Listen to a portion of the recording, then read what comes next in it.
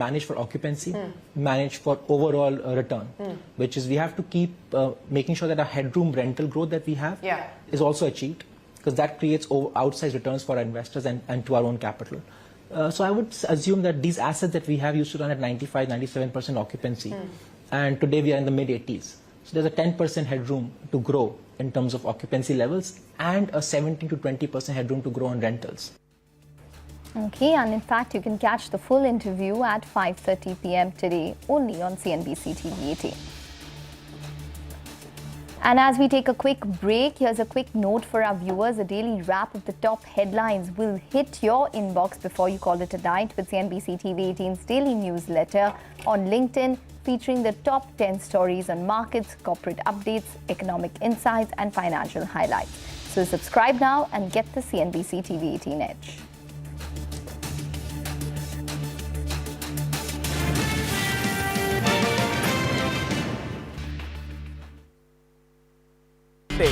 On the go.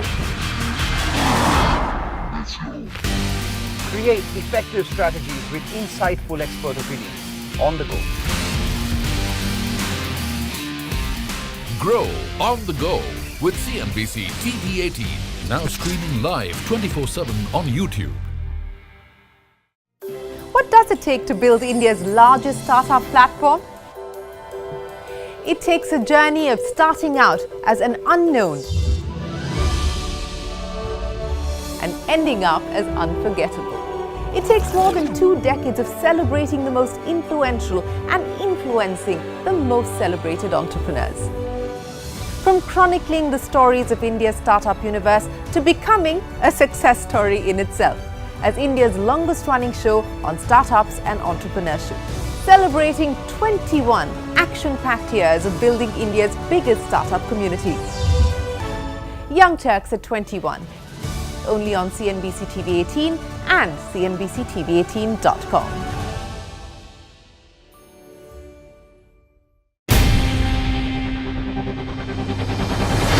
CNBC TV18's most comprehensive and award-winning news show, India Business Hour, drops first on YouTube.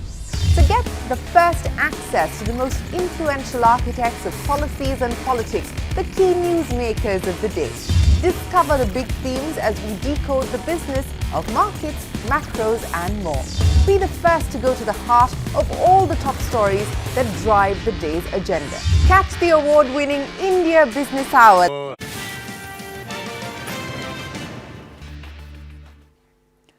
Welcome back, and joining us on the show now is Paul Bartholomew. He's Senior Analyst Metals at S&P Global. Thank you, Paul, for joining us. And, if you look at the month of April, was a stellar one for most of the metals as a sector, and May seems to be going the same way, especially for the non-ferrous metals. How are you looking at this trend? Are you anticipating any consolidation from here on? Would you say this is short squeeze, speculative rally, or do you see on-ground demand coming in? Yeah, hi, Manish. I think it's there were different reasons for specific metals for performing the way that they did. Copper, for example, there was some supply issues coming out of South America, and nickel, of course. There's been some impact on LME. Sort of imports from Russian origin, nickel, etc. But I think those are just sort of short term. I think looking further out, there's still quite a lot of uncertainty. I think a lot of it probably relates to the fact that globally, the economies, particularly Europe, China, and perhaps US as well, they haven't quite rebounded as strongly as we were expecting, perhaps, or at least we're pushing back expectations of a recovery to perhaps later into the second half of this year. And that's really, I think, due to the fact that inflation is proving to be a little bit more persistent than many were expecting in terms of getting some relief from some of the central banks around interest rates. Paul, as you mentioned, well, yes, each metal has had its own fundamentals as well, which it had reacted to. We've seen the best of the gains actually come in for copper and then aluminum and then zinc perhaps. But with copper as well, with all-time highs that we've seen hitting in the previous week, what's your sense from here on? Would you say most of these fundamentals are now baked in? Yeah, and I think there's been definitely a bit of some kind of speculative sort of buying, I think, around some of these metals that probably be quite sort of short term. And again, as I mentioned, probably just due to the fact that I think people are taking advantage of some supply sort of shortages impact on supporting prices, etc. I think we're seeing aluminum as well. I guess is sort of has improved a bit, but we've seen sort of some improvement in sort of due to the influence of China. I think the government just sort of came out recently and unveiled a few plans to support the property sector and infrastructure. But we've been kind of seeing that occurring, I guess, over the last sort of 12 months or so, after all the deleveraging of the housing sector in China, the Chinese government obviously trying to unveil a few measures to try and support things. But what we sort of tend to find is that often the price uptick tends to be fairly sort of short-lived, and then after that it kind of reverts back to that sort of residual sort of pessimism, I think, that is still quite apparent really in the Chinese market. I think there's still the sense that it's quite some way away from any strong economic recovery.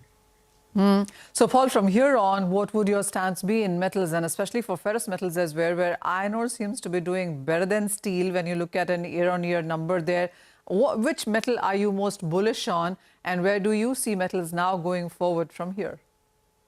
Yeah, well, on the ferrous side, I mean, iron ore was an interesting one because I always sort of think of it really as being the kind of, certainly in terms of ferrous prices, very much the bellwether of China's steel market sentiment. It does tend to sort of react to futures. It reacts a lot to policy announcements and trade updates, for example. But yeah, look, I think we see volatility over the over the rest of this year. Probably we've got an average at the moment about $110 a ton for the main iron ore benchmark for this year.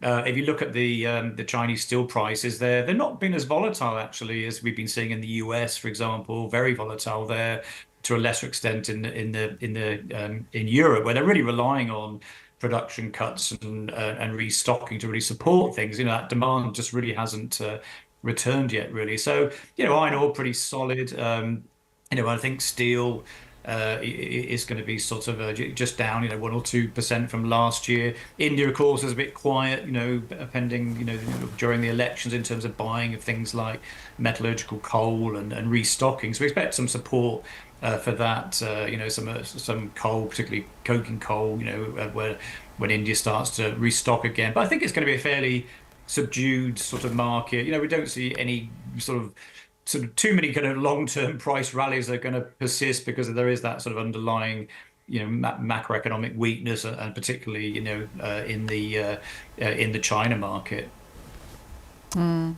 Okay, all right, Manisha, thanks very much for taking us through that conversation. Well, on that note, we need to take a short break with the news that the Nifty's cruising at around 23,100, mid-caps and Bank Nifty outperforming. Take a break and be back.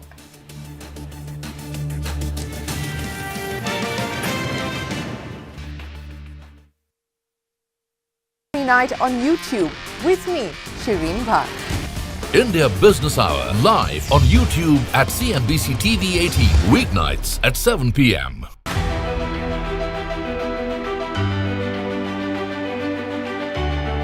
The Indian markets have not just grown, they've broken several records in the last 25 years. India's contribution to incremental global GDP was as low as 0.2% 25 years ago.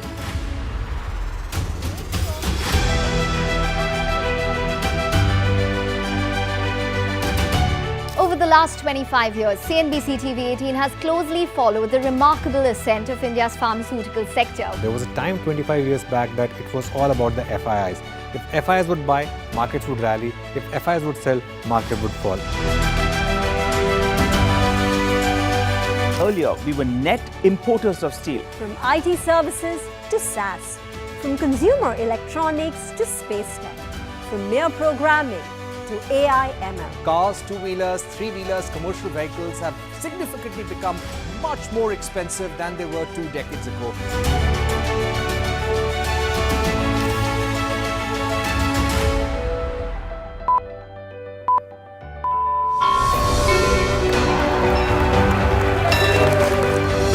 Discounting is high there, but their focus is squarely on the 125cc segment. Now it is contributing 16% of incremental global GDP. Now we are looking at exporting the steel that's made here in India.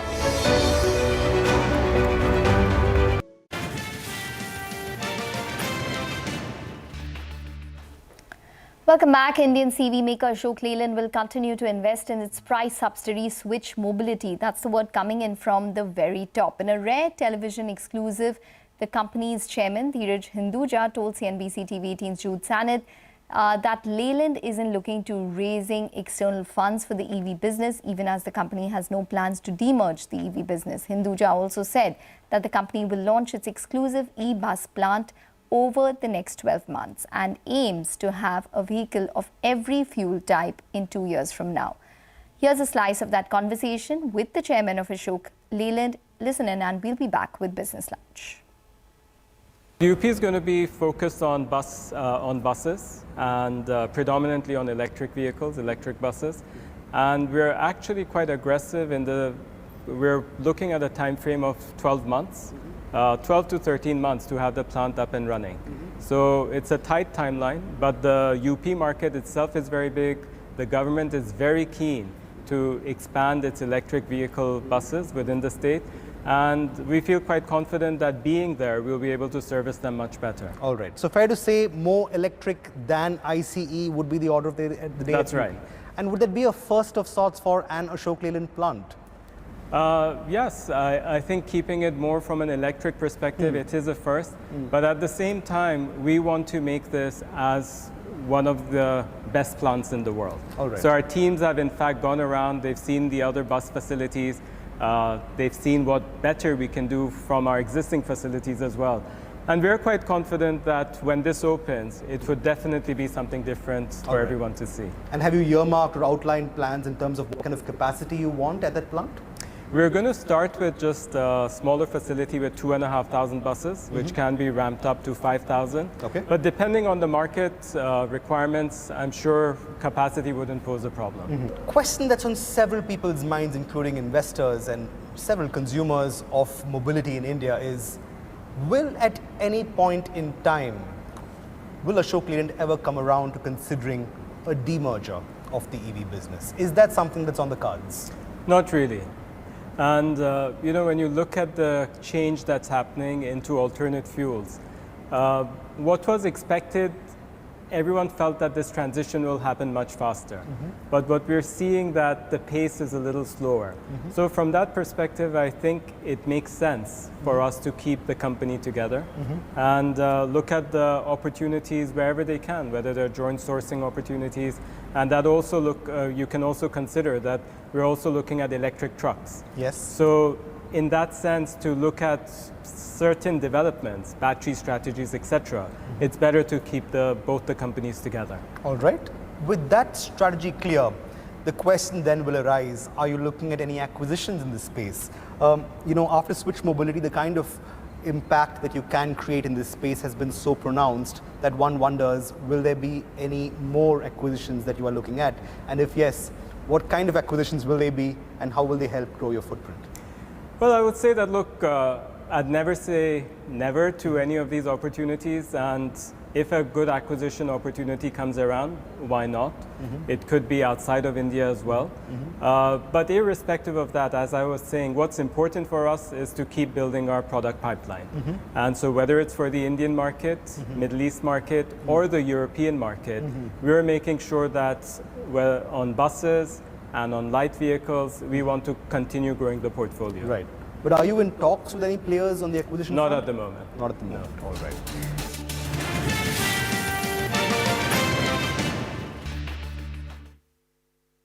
Welcome to the first ever India Business Leader Awards.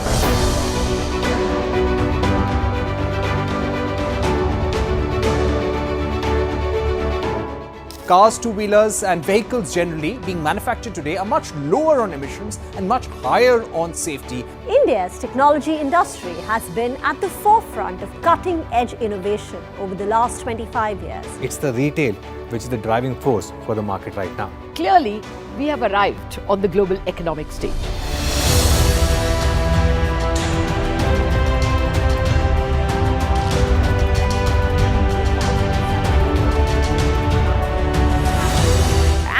Great way to celebrate our own 25th year with new milestones being achieved on Dalal Street. 21 years of the Nifty from 1,000 to 10,000 today. Sensex and Nifty hit a record high. The Nifty rallying to a record high. We invite you to join us as we persist in leading coverage of the pharmaceutical and healthcare domain, documenting India's expanding expertise in medicines.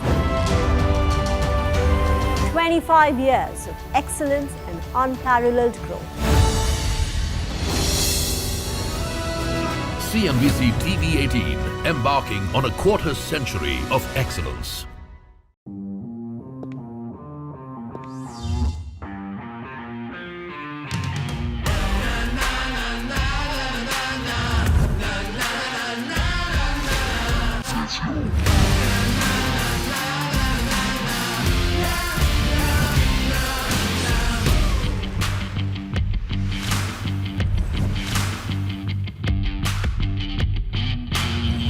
Make informed decisions with comprehensive analysis on the go. Strengthen your portfolio with real-time market updates on the go. Create effective strategies with insightful expert opinions on the go. Grow on the go with CNBC-TV18, now streaming live 24/7 on YouTube. What does it take to build India's largest startup platform? It takes a journey of starting out as an unknown and ending up as unforgettable. It takes more than 2 decades of celebrating the most influential and influencing the most celebrated entrepreneurs. From chronicling the stories of India's startup universe to becoming a success story in itself, as India's longest-running show on startups and entrepreneurship, celebrating 21 action-packed years of building.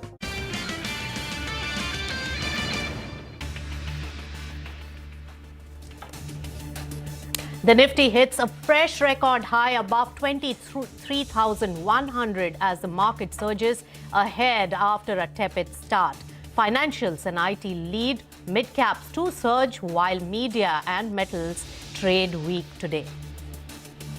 Well, DLF Managing Director Ashok Tyagi tells CNBC-TV18 the realty sector is in a virtuous cycle and he seems confident the realtor will top its guidance for the year. The top brass of Ashok Leyland also sees the positive momentum in commercial vehicles continuing in FY25. Divi's gains after beating estimates on growth and margins. Torrent Pharma pucks up on its positive guidance, while Glenmark Pharma peps up after it projects healthy growth ahead. And BharatPe and PhonePe settle their trademark dispute over the use of the term pay. Both parties will withdraw all objections and proceed to register their separate trademarks.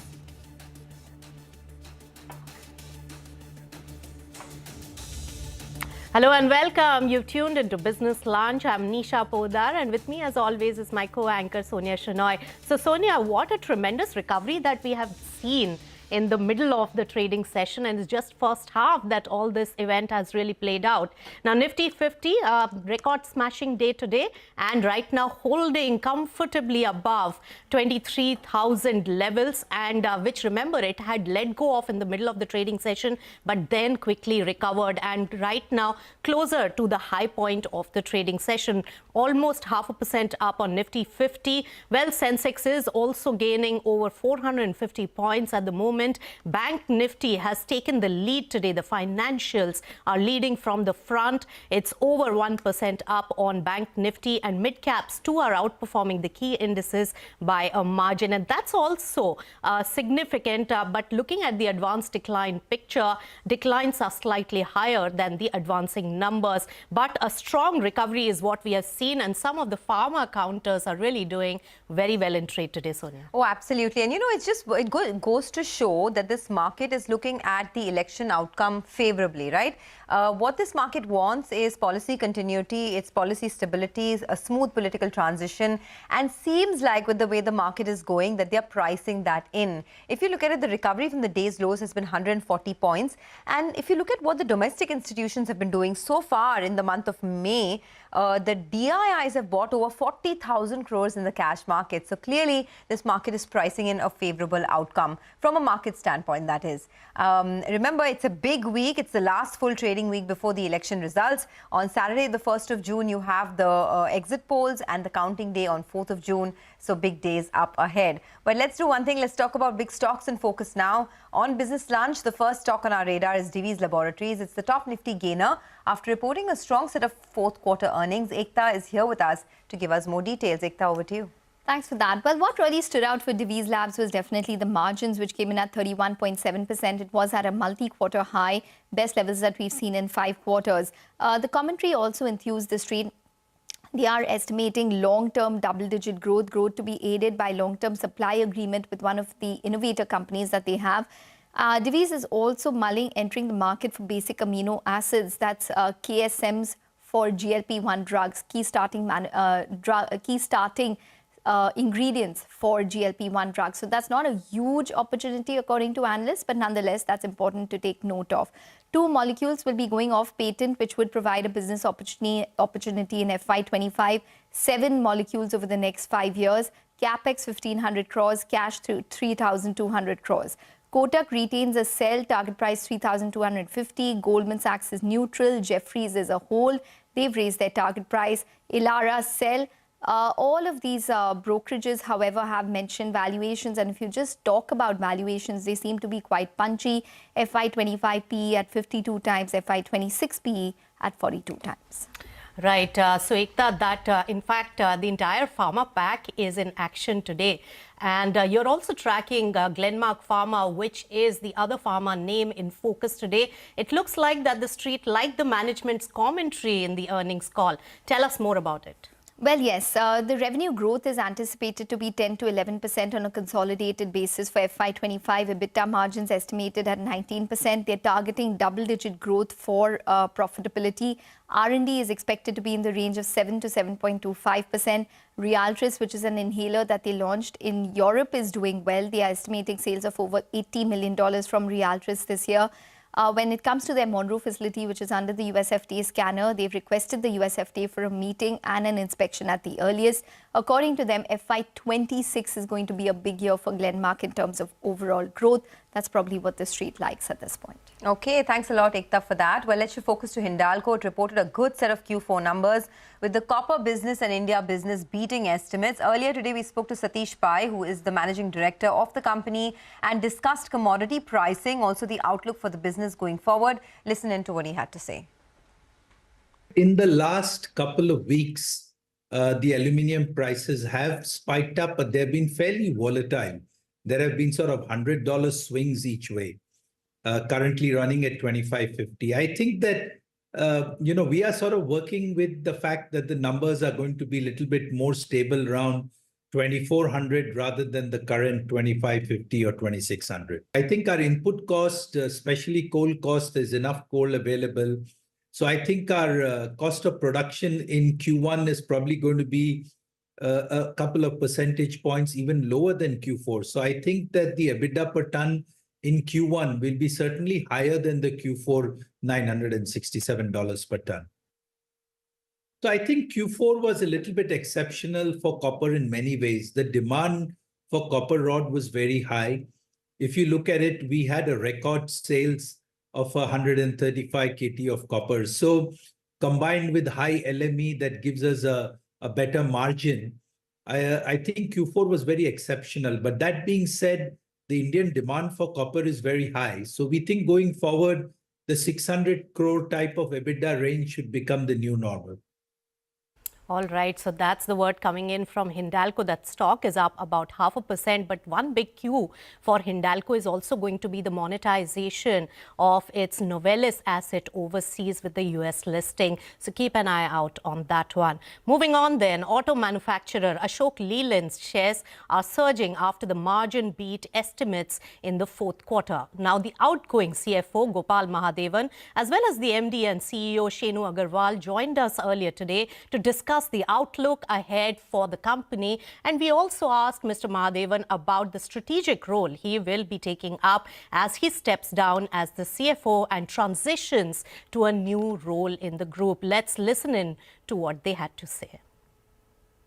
But if you exclude that 3-4 month period, you will see that April, October, the industry was growing very well. And even in April this year, now in FY25, the industry has grown by 10%. So,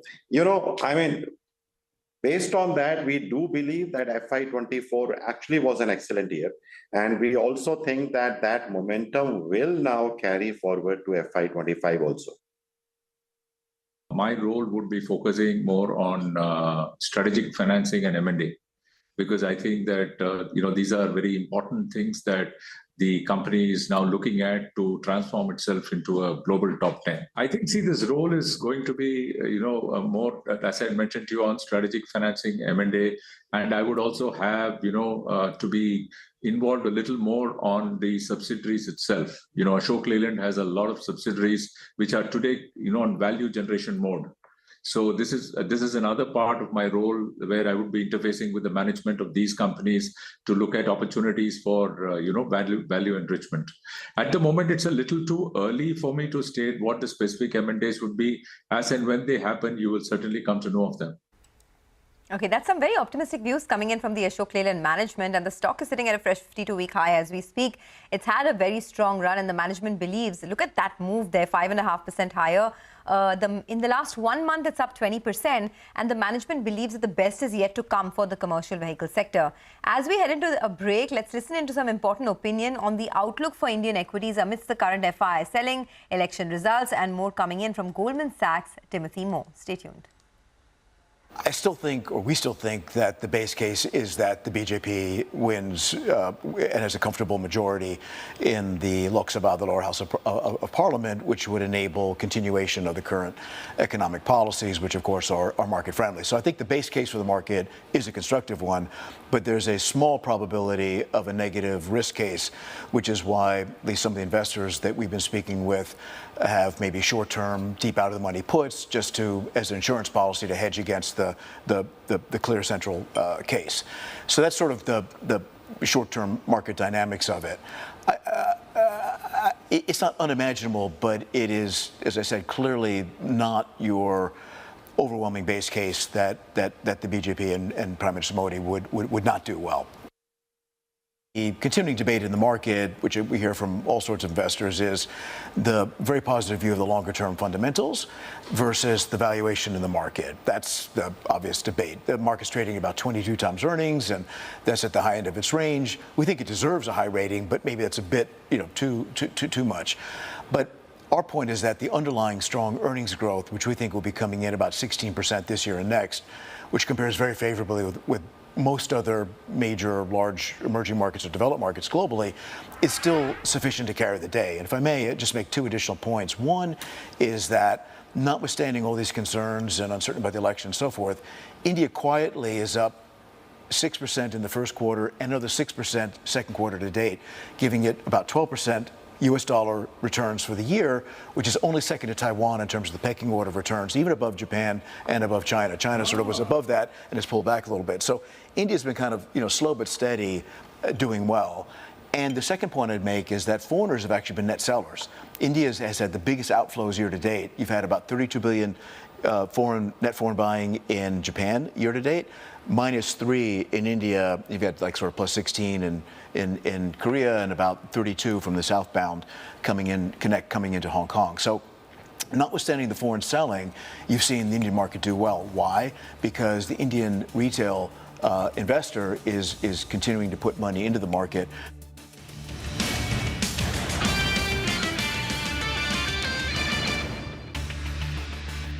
Startup community. Young Turks at 21. Only on CNBC TV18 and CNBCTV18.com.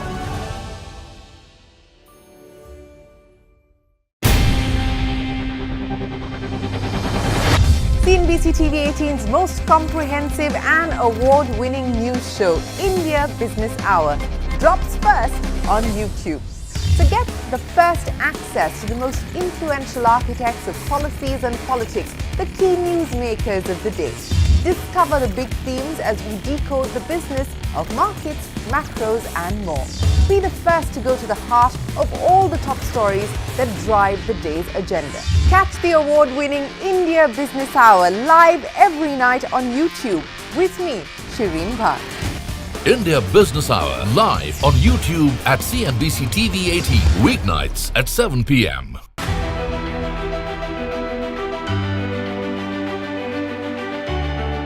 The Indian markets have not just grown, they've broken several records in the last 25 years. India's contribution to incremental global GDP was as low as 0.2% 25 years ago.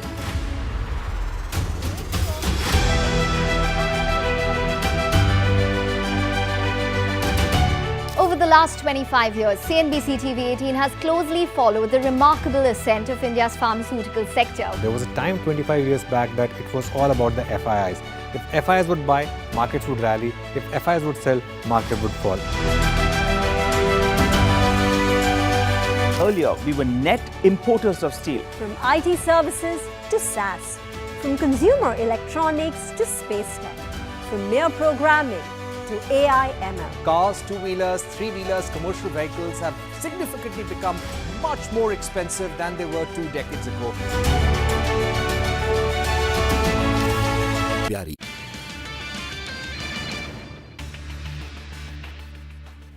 Welcome back. You're watching Business Lunch on CNBC TV18. Well, the market is really, I mean, there's no stopping this market. If you just map the last 1 month, right, from the lows that we saw in the month of May, which was somewhere around 21,000 or so, the Nifty is now back above 23,000. So it's been over a 2,000 point rally that we've seen in 1 month. Just look at that. 21,800 thereabouts was the lows that we hit around the 10th of May, I think. And now we're above 23,000. It's been ferocious, the kind of rally. Of course, we've had, some bit of volatility here and there, depending on which way political news is swinging. But it's been an out-and-out bull market, no two ways about that, and built largely on money coming in from the domestic fraternity. FIs continue to be sellers, but the domestic market is pumping in money thick and fast. But rains continue to lash the southern districts of West Bengal after Cyclone Remal made a landfall late last night. Flight operations in the Kolkata airport resumed after 21 hours. The cyclone, however, brought severe destruction to infrastructure and property in the coastal areas of the state. The IMD has forecasted rains to continue in Kolkata and 7 other districts till Tuesday morning. They also issued a red alert to the 2 southern districts of Nadia and Murshidabad. CNN News 18's Komolika Sengupta filed this report from the Diamond Harbour in the South 24 Parganas district. See, this is the tail of the cyclone, which is now doing its havoc. Standing here is also very difficulty. It's difficult. We are in Diamond Harbour in South 24 Pargana. You can see that the jetty is closed since yesterday, and the condition of Hooghly River, you can see that the jetty out there itself is almost trembling, and you can see a very, very, very dangerous scene here in Hooghly River. The Remal cyclone has done its havoc, and now it is the tail portion of the cyclone which has completed its landfall and moving forward. So this is the condition of the Hooghly River, and you can see how dangerous the scene out here is. 2 people have died, one in Kolkata and one in Moshuni Island in South 24 Pargana. There is not a single person here beside this Hooghly River bank, and also if we show the roads, there is no one in the roads, but you can see nobody is allowed here, and it is really creating a havoc. And we are in South 24 Pargana, where it is now becoming difficult to stand. More than 1 lakh people have been rescued and they have been taken to the shelter. All right, our colleague Komalika over there braving Remal cyclone and getting us that ground report. Now looking at more weather updates, the IMD is expected to hold a press conference at 4 with a heat wave expected in North India. Meanwhile, across the south and the IMD has issued heavy rain alerts. In fact, Manisha is here to tell us more about the weather updates. Manisha. Well, yes, as you said, there is a heat wave forecast that the IMD has put out yet again, and this continues for the next 3 days as well, at least until 29th. And this is for Delhi for the next 3 days, where there is an alert as well. Remember, various parts of Delhi have hit temperatures as high as 48 degrees, and we've seen almost 50 happen in Falodi, in Rajasthan, and various other parts as well. So that alert just about continues until 29th. But as you rightly said, we have seen Remal downslide lead to various areas in East especially and West Bengal see heavy rains. In Tripura, Mizoram, Manipur, etc. also there are heavy rain alerts that the IMD has put out. But apart from that as well, there's heavy rain alerts happening also in case in Kerala, Andhra Pradesh and Karnataka as well. More interestingly is the progress of monsoon, where we do know that it has covered now the Bay of Bengal and most parts of Andaman and Nicobar as well. And the onset of monsoon in Kerala is anticipated on 31st of May, plus minus 4 days of error margin is what the IMD has put there. Also giving further dates, IMD says that by 6th and 7th of June, you could see Karnataka seeing onset of monsoon. Mumbai would see it around 10th or 11th of June. Most importantly, it also is about IMD suggesting, they have a press conference, by the way, at 4 p.m. today in the evening, and they're suggesting that they would be giving out a geographical and a month-wise onset in sense of monsoon and distribution in the evening today. So that is something that the street will watch out for. Okay, well, moving on, a tragic fire at a gaming zone in Rajkot has taken the lives of 28 people so far, children included. Now, the manager of the gaming zone and one of his partners have been arrested. According to officials, the facility was operating without a fire clearance for the past 3 years, and the fire is likely to have started when some welding work was happening. The official also pointed out that there was a lot of inflammable material in the area, and that caused the fire to spread. Following the incident, Chief Minister Bhupendra Patel has formed a special investigation team to probe the incident. Additionally, the Gujarat High Court has rebuffed the civic body for their lack of action for the past 4 years. All right, and the somber news really continues. At least 7 infants were killed and 5 babies remain critical after a massive fire broke out in a children's hospital in Delhi's Vivek Vihar. The fire is suspected to have been caused by a short circuit. The police arrested the owner of the hospital on Sunday, while reports suggest that the hospital was running despite its registration having expired 2 months ago. It was also found that the doctor treating the babies was working on an expired license. Delhi's additional chief secretary announced a magisterial inquiry into this incident. Prime Minister Narendra Modi announced an ex gratia of 2 lakh rupees to the families of those killed. Very, very unfortunate and disturbing news over there. But let's take a short commercial break. On the other side of the break, we will get you developments from West Asia, where fresh strikes by Israel have killed dozens in the Rafah area. Stay tuned for all the updates.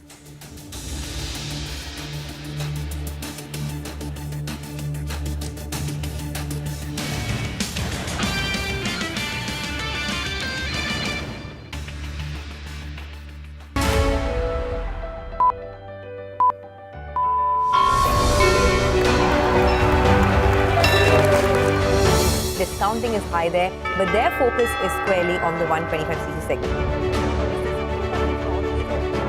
Now it is contributing 16% of incremental global GDP. Now we are looking at exporting the steel that's made here in India. Welcome to the first ever India Business Leader Awards.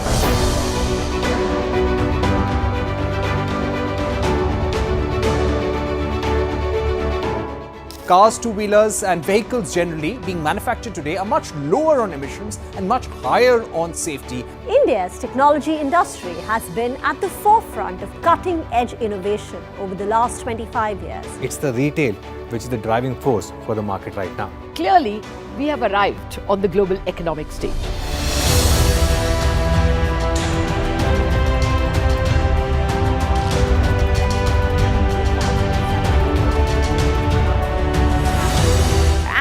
Great way to celebrate our own 25th year with new milestones being achieved on Dalal Street. 21 years of the Nifty from 1,000 to 10,000 today. Sensex and Nifty hit a record high. The Nifty rallying to a record high. We invite you to join us as we persist in leading coverage of the pharmaceutical and healthcare domain, documenting India's expanding expertise in medicines. 25 years of excellence and unparalleled growth. CNBC-TV18, embarking on a quarter century of excellence.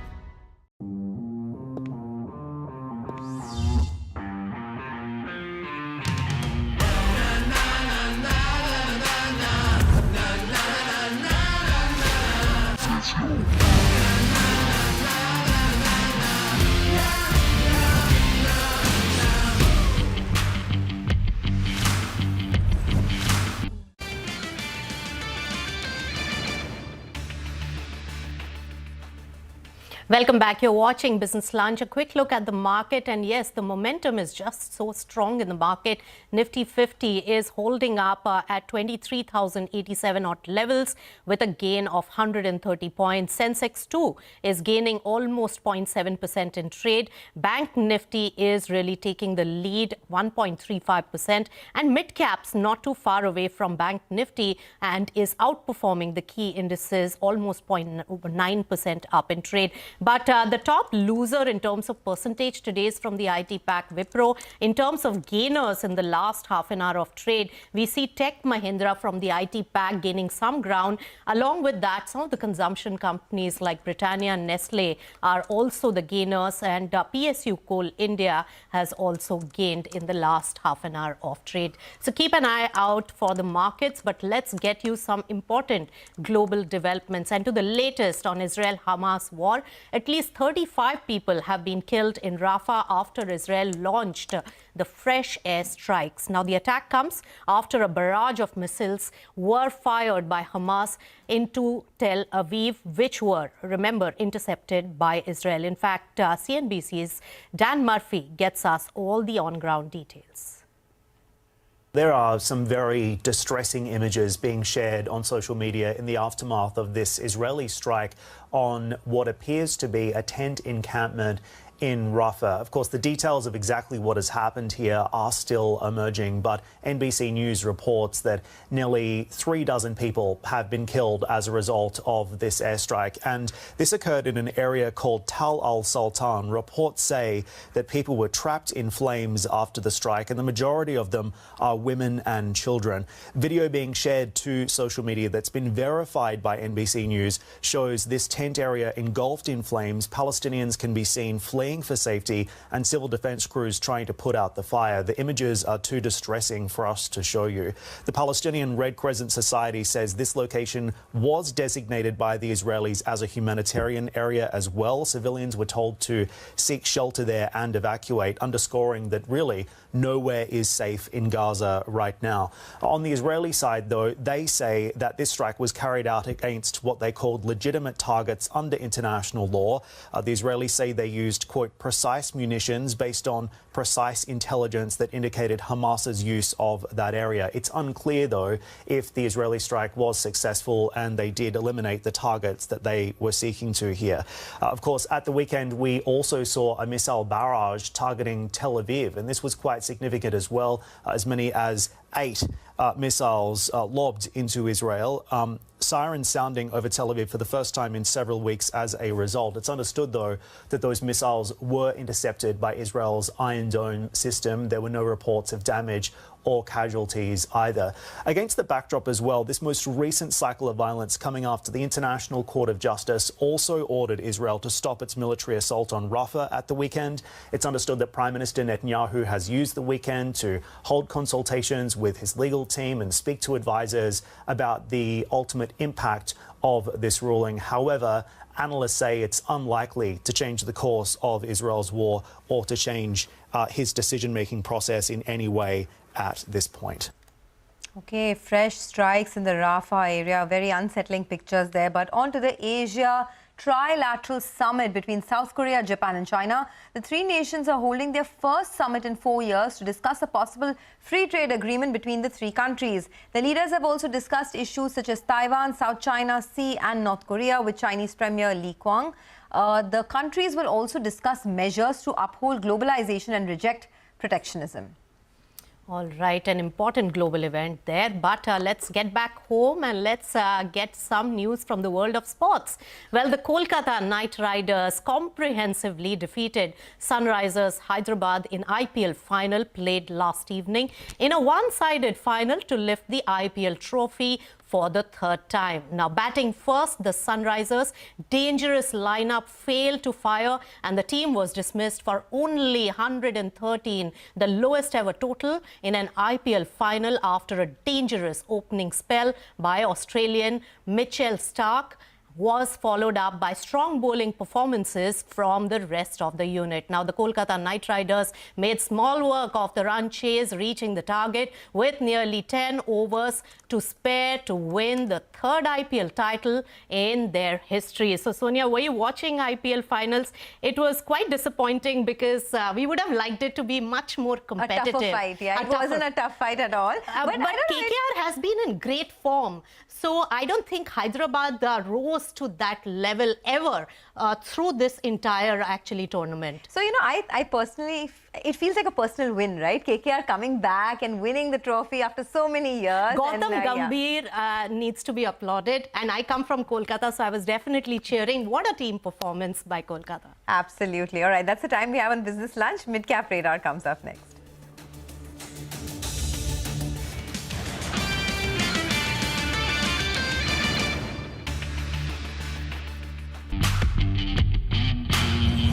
Make informed decisions with comprehensive analysis on the go.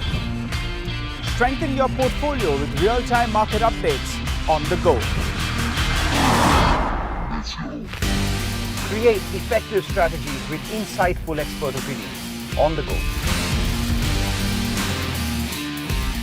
Grow on the go with CNBC-TV18, now streaming live 24/7 on YouTube. What does it take to build India's largest startup platform? It takes a journey of starting out as an unknown and ending up as unforgettable. It takes more than 2 decades of celebrating the most influential and influencing the most celebrated entrepreneurs. From chronicling the stories of India's startup universe to becoming a success story in itself, as India's longest-running show on startups and entrepreneurship, celebrating 21 action-packed years of building India's biggest startup community. Young Turks at 21, only on CNBC-TV18 and CNBCTV18.com.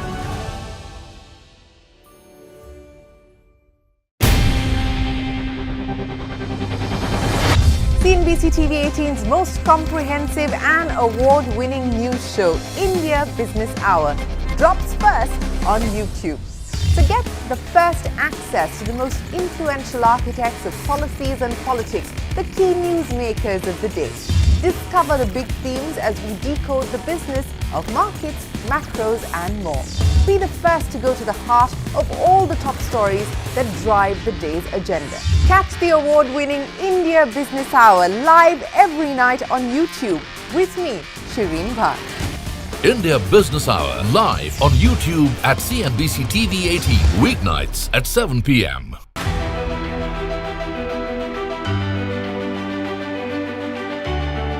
The Indian markets have not just grown, they've broken several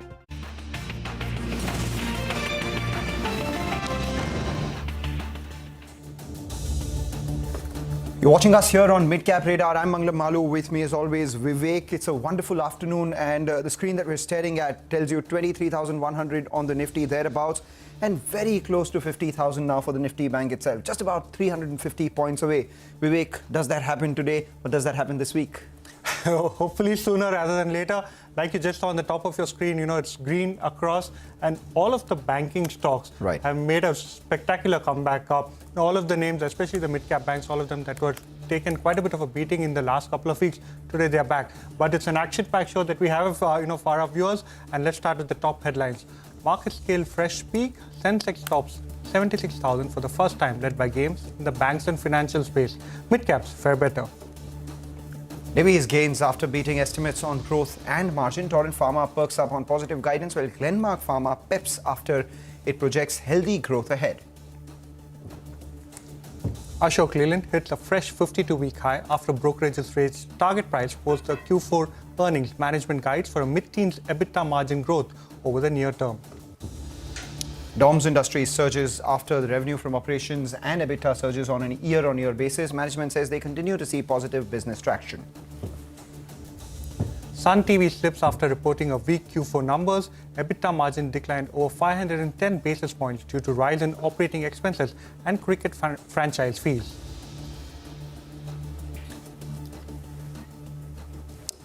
All right, so those were all the top stories that we were tracking at this hour. A bunch of mid-caps doing actually quite well, and these are the ex-pharmaceutical stocks that we're talking about right now. REC has begun to rally once again, had a decent move on Friday and, a couple of trading sessions before that as well.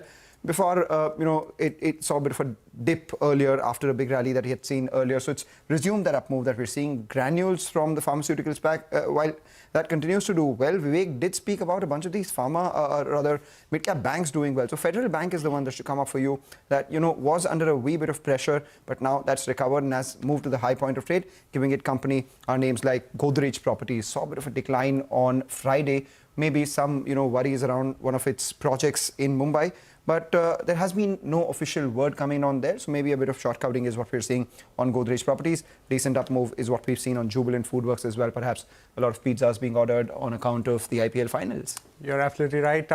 You mentioned Federal Bank. A couple of other banking names. Have a look at Bandhan Bank. Have a look at names like AU Small Finance Bank. These stocks too today have bounded off, opening in the green, but has seen continued buying interest through the trading session. But a whole host of other stocks, and I'm sure Hormaz has a lot more in his list. This is our special segment, Midcap Movers. Hormaz, take us through the list.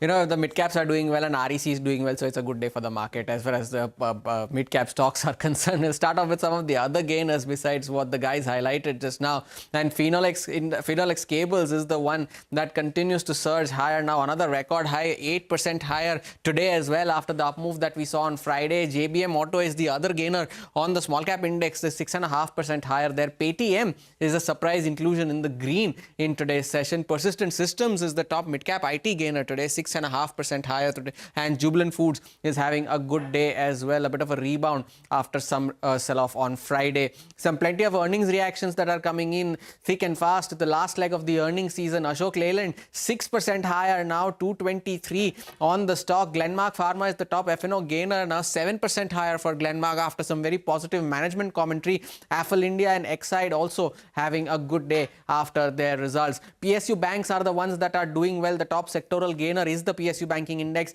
and Indian Overseas Bank, UCO Bank, all of these stocks seeing gains of anywhere between 4 to 9%. Of course, very little float in the market, so we need to exercise that bit of caution. Some stocks doing well on the back of volumes, and they'll come up on your screen now. Then AstraZeneca Pharma off the day's high, but still 5.5% higher on very strong volumes. Aegis Logistics and RCF fertilizer stocks have been having a good couple of days actually, and RCF is one of them, 5% higher. And lastly, some stocks that are bucking the trend in today's trading session. EIH is down 5%. Schneider Electric, a second consecutive lower circuit there in today's session, and Data Patterns and Sun TV, another earnings reaction at the lowest point of the day now, down 4%. Back to you guys.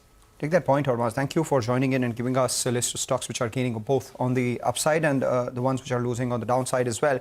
What's interesting is that if you pull up, the chart of the advanced decline, you would see that even as the mid-cap index is up around 1.5%, you have more stocks which are declining than the number of stocks which are advancing. So for the last 3 trading sessions, it's not been a runaway rally on, the number of stocks which are gaining versus the number of stocks which are declining. It's actually been at a largely even keel over the last 3 trading sessions itself. Some numbers at the bottom of your screen. HBL Power, a big jump in the net profits. In fact, 81 crores, versus 35 crores. Revenues up around 51% as well. So looks like an all-round beat. A beat on the top line has, percolated on the bottom line. And understandably, the stock has seen a rally of 5% as well. Perhaps for all these moves, with the kind of mode of the market, one would see that it's moving further higher as we move towards close of trade. But let's get in Ashish Kyal of Wave Strategy Advisors for a quick technical check on the market. Ashish, seems like the Nifty Bank has started a fresh new up move.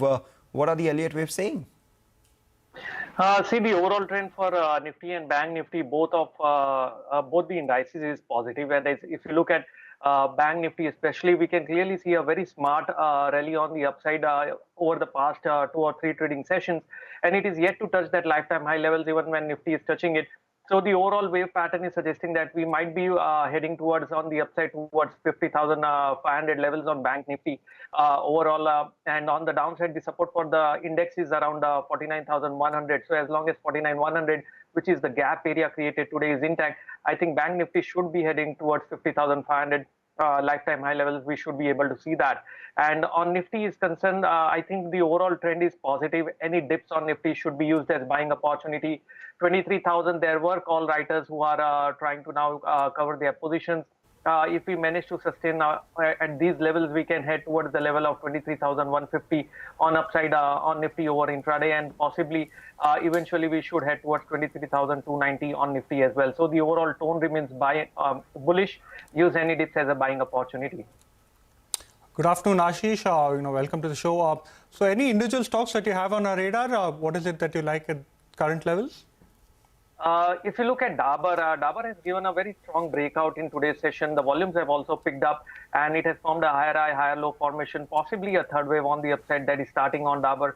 So one can create long positions here, expecting a target of around 610 on the upside. And on the downside, the stop loss can be maintained at around 550 levels. And the next stock on the buy side is going to be JSW Infra. We can clearly see the stock had been consolidating over past 2 or 3 trading sessions and can give a very strong breakout on the upside over here. And one can expect a target of around 305 and maintain a stop loss of 275 for this stock. Thank you so much, Ashish, for joining us here at Midcap Radar. Let's now slip into a short break. When we return, we will be joined by Jose Jacob, the Chairman and Managing Director of Antony Waste Handling Cell, to discuss the quarter gone by. Stay tuned.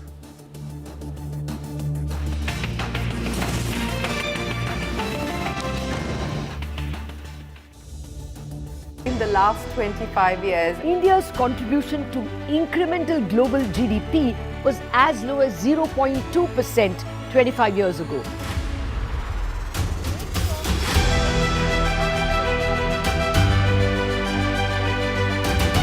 Over the last 25 years, CNBC-TV18 has closely followed the remarkable ascent of India's pharmaceutical sector. There was a time 25 years back that it was all about the FIIs. If FIIs would buy, markets would rally. If FIIs would sell, market would fall. Earlier, we were net importers of steel. From IT services to SaaS, from consumer electronics to space tech, from mere programming to AI ML. Cars, two-wheelers, three-wheelers, commercial vehicles have significantly become much more expensive than they were 2 decades ago.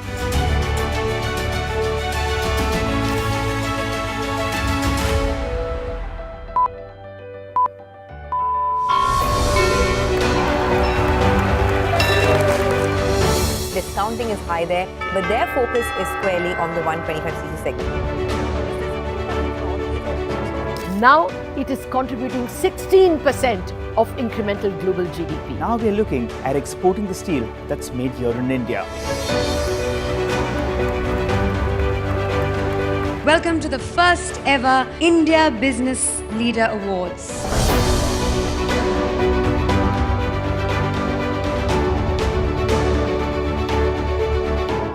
Cars, two-wheelers and vehicles generally being manufactured today are much lower on emissions and much higher on safety. India's technology industry has been at the forefront of cutting-edge innovation over the last 25 years. It's the retail which is the driving force for the market right now.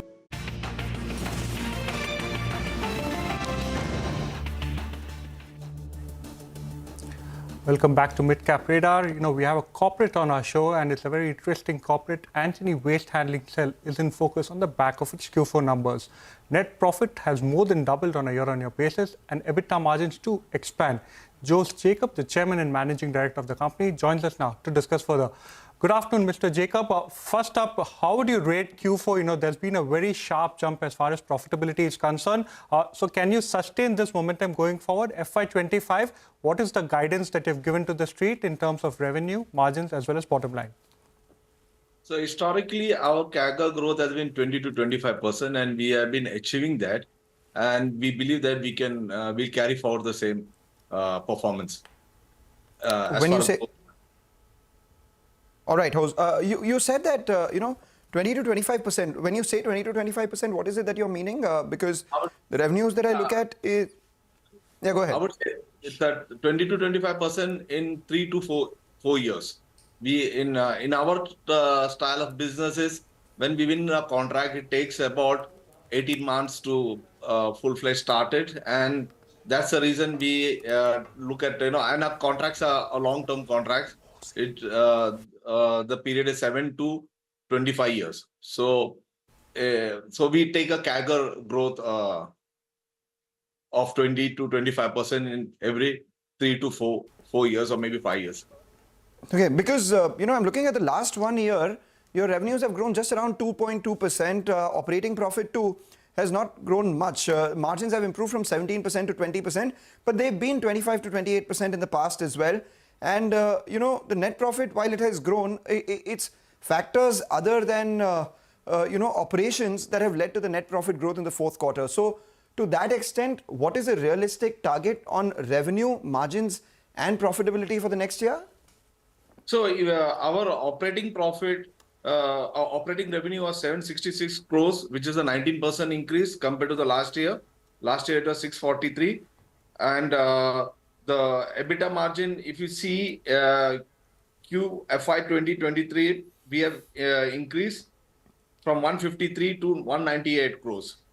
So there has been quite a good improvement, impressive performance on the EBITDA side. So despite this, despite the kind of performance that you've seen in FY24, you're actually factoring in a much higher number as far as FY25, 6 and 7 is concerned, because you're giving us a 3-year CAGR. It's a two-part question. Would you like to give a specific margin as well as a PAT guidance? And number 2, recently you had analysts over to your WTE plant at Moshi in Maharashtra, and you've given them a guidance of annual projected revenues from that particular facility at close to 65 crore. So where are we on that front? So there are, one is the waste to energy project in Moshi, which will have a 1 full year full-fledged revenue from that. And another business which we had, one is construction debris, which will also start generating revenue from the month of June. And third is the biomining contract, which we have won, and for CIDCO, which also the revenue will start from this June. And when you add all these three, then definitely we look forward our revenue as well as our EBITDA margin will be good. Okay, so what will be the revenue that will come in from the refuse derived fuel, that is biomining, and what is the potential of revenue coming in from the CIDCO contract? CIDCO contract will be roughly, I think this coming year, we should have at least 40 odd crores. And construction debris, we will get around 35 to 40 crores. And the biomining thing is a part of the construction debris, or is that separate? No, it's separate contract. So how much will that give? That will give around roughly 40 crores. Okay, so 40 crores from biomining, 35 crores coming in from construction debris, and another 40 crores coming in from CIDCO. Yes, construction debris, yes. Mr. Jacob, let's now move to another stream of revenue for you, which is the vehicle scrappage business. You said that the TAM, or the total addressable market for you, is close to 8,000 crore over here. What is the total cost that you will bear in order to go up and set up a facility for this particular project? Along with that, what is the kind of revenue stream you're penciling in as far as FY25 is concerned, and what projects do you already have in place? So we are looking to venture into vehicle scrapping business as well as tire recycling, and for which we are discussing with various equipment suppliers. And roughly the capital cost for such plant is around 10 to 15 crores in that range for scrapping, vehicle scrapping, and for tire will be around 5 crores. So we already have found a land, and we are working on all the statutory requirements when it comes to pollution control board and getting licenses from the government. You know, more than 40% of your revenue comes in from MMR. Just wanted to know how much of that comes in from BMC, because the BMC elections haven't happened for the last couple of years. So once that happens, wanted to know if there is any sort of political risk that comes by with the contracts that you have.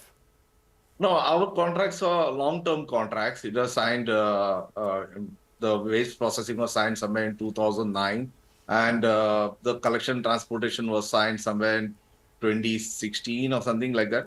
So it's a long-term contract, and for us, we do not have, being a waste management company, which is a very important work to be done in the city, we don't face any political risk. So when do these contracts come up for renewal, just before we let you go? The one in, no, the waste processing will end in 2037, and collection transportation maybe another 2 years left. Mr. Jacob, thank you so much for your time over here. Thank you for the clarifications, especially towards the end. But that's the time we have with you today. We'll hold you to these numbers in the coming quarters as well. But right now, let's slip into a short break. We'll put focus on ITC as proxy advisory firm IIAS asked shareholders to vote against the demerger. Stay tuned.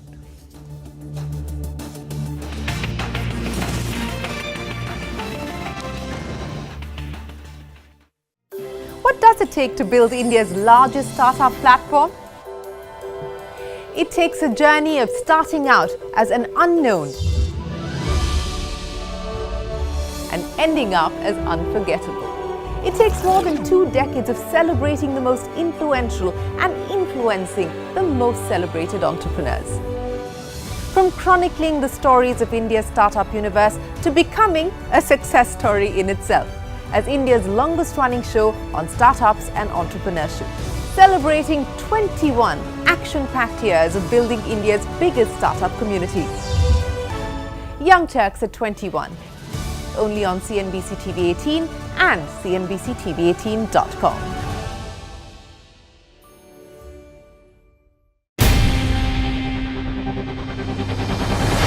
CNBC-TV18's most comprehensive and award-winning news show, India Business Hour, drops first on YouTube. So get the first access to the most influential architects of policies and politics, the key newsmakers of the day. Discover the big themes as we decode the business of markets, macros, and more. Be the first to go to the heart of all the top stories that drive the day's agenda. Catch the award-winning India Business Hour live every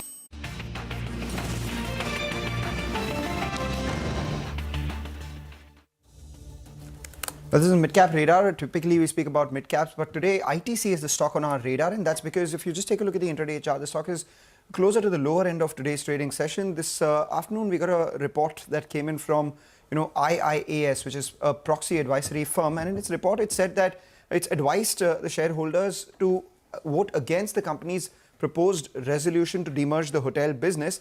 Remember, the ITC shareholder meet is on June 6th to consider the hotel demerger. The key rationale for that is because despite the demerger, ITC will continue to hold 40% stake in the hotel business. So this transaction does not provide a complete exit from the hotel's business for the ITC shareholders. Additionally, ITC will have to, as promoter, continue to provide capital support to the hotel business. And at the same time, the board has not clearly articulated its plan for 40% holding in the hotel's business. IIAS also says ITC must provide clarity on the synergies it expects to by maintaining this 40% equity in hotels, and there is no clarity further on the terms of the brand usage fees between ITC and hotel business as well. Now, this is an important piece of news that is coming from IIAS, and also, a lot of proxy firms will be putting their views forth ahead of the shareholder meet, and one such is InGovern too. So we have Sriram Subramaniam, who's the founder and MD of InGovern Research, joining in. Sriram, first up, if you could explain your position on the same and the rationale that backs it. Yeah, thank you for having me on the show. See, we have recommended that shareholders vote for the demerger. Effectively, when this demerger was announced last year, already shareholders were asking for unraveling of some of the businesses of ITC. So from that perspective, ITC had announced, and shareholders have been expecting that the capital support that ITC provides to the hotels business be taken in a separate subsidiary or otherwise. I think it would have been possible if it had been a subsidiary, but what ITC has done is more of an associate company with it retaining 40% shareholding. At the end of the day, yes, is there a logic to it? Yes, because at the end of the day, this is something that ITC is undertaking for the first time over a period of time, possibly with some, it is like baby steps towards total unlocking of the shareholding itself. So from that perspective, there will be continued support or usage of the ITC brand. There is some uncertainty on the fact that what will ITC Hotels give as royalty to ITC itself and what other supports. Obviously, there are common corporate functions. All these would likely be used by ITC Hotels itself, but we expect that it will be positive for the minority shareholders of ITC itself, which is because it's a promoter-less company, all 100% shareholders tend to be benefited from that demerger itself. Right. Sriram, one thing we want to ask you, it's been a long-awaited ask from ITC shareholders to go ahead and simplify the corporate structure. And this particular move was seen as one step towards that. But the main bone of contention appears to be the 40% holding that ITC will continue to hold as far as the hotel business is concerned. So what is your stand regarding that particular holding of ITC, and going forward, how would you like that to be simplified? See, obviously the company was hard-pressed to explain this. It possibly could be to ward off any hostile takeover of ITC Hotels itself. Two is it could be to sell off this 40% to a strategic player sometime in future. Three is probably this is the baby steps towards complete disinvestment over a period of time. So there are basically ITC is keeping various possibilities alive by having this 40% shareholding still. So while it doesn't have to consolidate the books of accounts, it would still be sort of getting benefits of the, I would say that 40% shareholding to the accounts from a dividends perspective or whatever. So this is just I would think, a value addition, or possibly there are a lot of hotels in the development, and sometime in the future when they divest this 40%, ITC shareholders itself may benefit enormously. Right. If I look at the shareholding pattern of ITC, around 25% is held by British American Tobacco. Yeah. You have another 23% by, the government held, 25% by government held entities itself. You have the LIC or the SUTI itself. Do you not think ITC would have consulted these large shareholders before a move like this, and the possibility of them having been on board with this? I don't think there would have been one-on-one discussions, but as analyst community and investor community has for long sought that ITC should simplify some of its corporate structures, should divest some of these capital, I would say, intensive businesses like the hotels business for sure, and unlock value. So because when ITC stock was trading at 200s and etc., though it was generating a lot of profit, the stock price was not moving. At that time, the ask was much more compelling. I think now at 400s and all, so I think the pressure on the management to unlock value is reduced a lot. So, fundamentally, if I look at contradictory calls coming in from both InGovern and, IIAS, the eventual belief is the same, but it's just that you think that by this move, the uncertainties will be ironed out in later future. And whereas IIAS wants clarity right now itself. They want, clarity on what the synergy value is, what will happen of that 40% stake, what that royalty is. case in point, there is no clarity even after this goes by. What do you think should be one's view then? So I think at the end of the day, see, obviously at each of the analyst calls, the ITC management is under pressure to explain some of these. Two is going forward, how will this 40% pan out? We'll have to see that. Three is obviously ITC Hotels as a listed company with 60% being held by public shareholders obviously could do well on its own, because it could raise capital on its own accounts and books and get debt funding, etc., which is, because it's a capital intensive company, it can easily raise debt on its books. And finally, if, for instance, this does not go through, what do you think ITC will have to go back to the drawing board and reconsider this whole plan? What do you think happens next? Yeah, well, see, obviously, if this doesn't go through, ITC need not necessarily go through the hotel demerger. The hotel demerger itself was asked from its own shareholders, right? I mean, analysts and investors have been asking for demerger of the hotels business. Just that the structure of ITC owning 40% is something that is some commentators and investors were thinking against. But at the end of the day, possibly this is just a baby steps towards full disinvestment. Thank you so much, Sriram, for joining us and giving us your points and giving us your detailed rationale as to why exactly you're urging investors to go ahead and vote for the proposal of demerging the hotels business. But that's all the time we have on this edition of Midcap Radar. As markets continues to surge near lifetime highs, we will go into a short break. Your stocks when we return.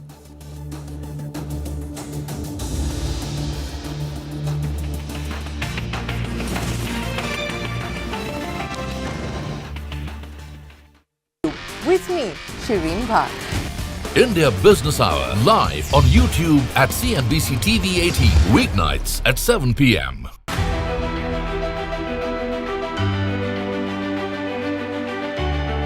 The Indian markets have not just grown, they've broken several records in the last 25 years. India's contribution to incremental global GDP was as low as 0.2% 25 years ago.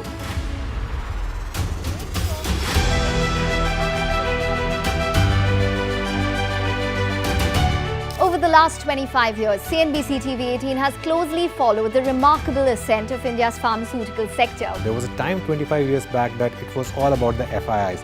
If FIIs would buy, markets would rally. If FIIs would sell, market would fall. Earlier, we were net importers of steel. From IT services to SaaS, from consumer electronics to space tech, from mere programming to AI ML. Cars, two-wheelers, three-wheelers, commercial vehicles have significantly become much more expensive than they were 2 decades ago.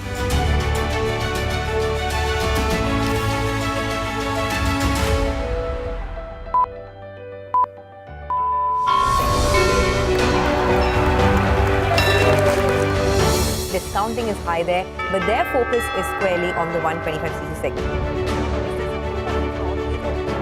Now it is contributing 16% of incremental global GDP. Now we are looking at exporting the steel that's made here in India.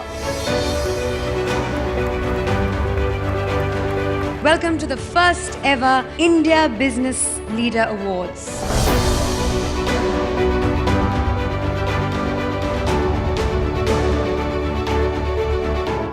Cars, two-wheelers and vehicles generally being manufactured today are much lower on emissions and much higher on safety. India's technology. Hello and welcome to Your Stocks in the Mumbai News Studio. I'm Ekta Batra. Well, it's turning out to be a great day for the markets. No complaints coming in.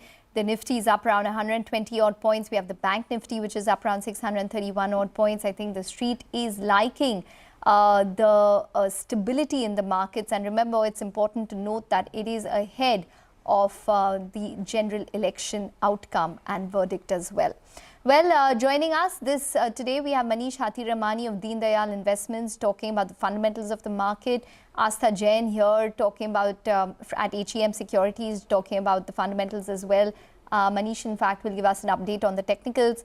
afternoon, Manish as well as Astha. Welcome to the show. Well, it's turning out to be a great start to the week. So, Manish, let's kick it off with you. Just wanted your thoughts in terms of what you're seeing in the markets. What would your technical call be on the Nifty now? So, thank you so much for having me on the show. And I've been discussing over the last 15 days, we continue to be bullish on this market. We've made a very good support around the 21,900 to 22,000 mark. I still feel we have more steam left. 23,300 to 23,400, I feel could prove to be a very stiff resistance. I would go a little slow while I'm on my way there. Until then, any buyers in. Okay, all right. Well, anything particular for the Bank Nifty that you're tracking? Well, Bank Nifty continues to surge, continues to look good. When I have been concentrating on the Nifty, I have a view on the Bank Nifty more only after we pass the levels of 49,500, which we have to do. But I would like it to even close above that level. So if we be able to do that, I think 50,600, which is 506.77. That should be the next level to watch out for. Okay, all right. Well, let's get in some queries now. We have Abhishek Sharma, who writes to us from New Delhi, holds 20 shares of PNB, which he's bought at 30 odd rupees. Wants to know the future prospects of his investment. He's sitting on a good profit at this point in time. Well, Astha, let's toss it across to you. PNB bought at 30. Do you think that there's further upside? Hi, good afternoon. Yes, talking about this counter, we feel that there is a further upside, so recommending hold on that line with a price target of around 145 to 150. Talking about this counter, management has guided of around 11 to 12% credit growth, so very good from our side. Apart from that, if we take about the NIMs also, so we think that NIMs will also be maintained by management in the coming future at around 2.9 to 3%. So that is also a positive sign, and the asset quality is what is really comforting us right now. And we believe that management will able to maintain this sort of asset quality. And that is why we are positive on this counter, recommending a hold. I think there is no need to take out the profit at this juncture. Remain invested in the counter with the ultimate price target of 145 to 150. Okay, all right. Well, would you have a call on the technicals, Manish, of PNB? Well, since the acquisition is low, one can continue holding on to the stock. But it would be prudent from a technical perspective to have a trailing stop loss so that we can protect the capital.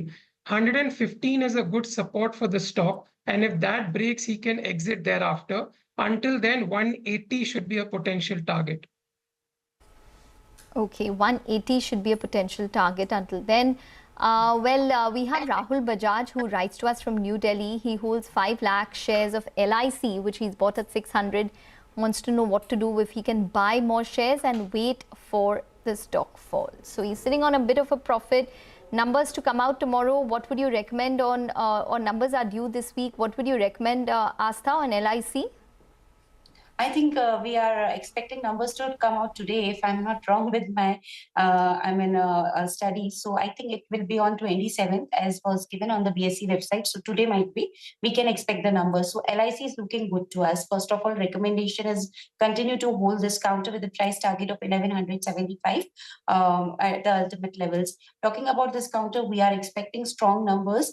First of all, the AUM, which is managed by this company, is the highest, we should say, in the life insurance business. So again, the strong AUM, they have a strong agent base, and the way companies performing, they have shown strong financial performance in the quarter gone by, and similar performances are expected from this counter going ahead. Recommending a hold with a price target of 1175. Well, yes, absolutely. The numbers are due today and not tomorrow. That's my mistake. But Manish, what would your recommendation be on LIC in terms of the technicals? Well, I have a similar view, just that I feel about 1150 to 1175 would be the next level of resistance. So he should look out for that. If you're unable to cross that, he should exit. Until then, it's a hold, with about 990 to 1000 being a stop loss. Okay. Okay. All right. 1190 should be the stop loss. 1090. 1090 should be the stop loss. And the target, if you could just repeat that? I would be looking at about 1150 to 1175. 1150. Okay, all right.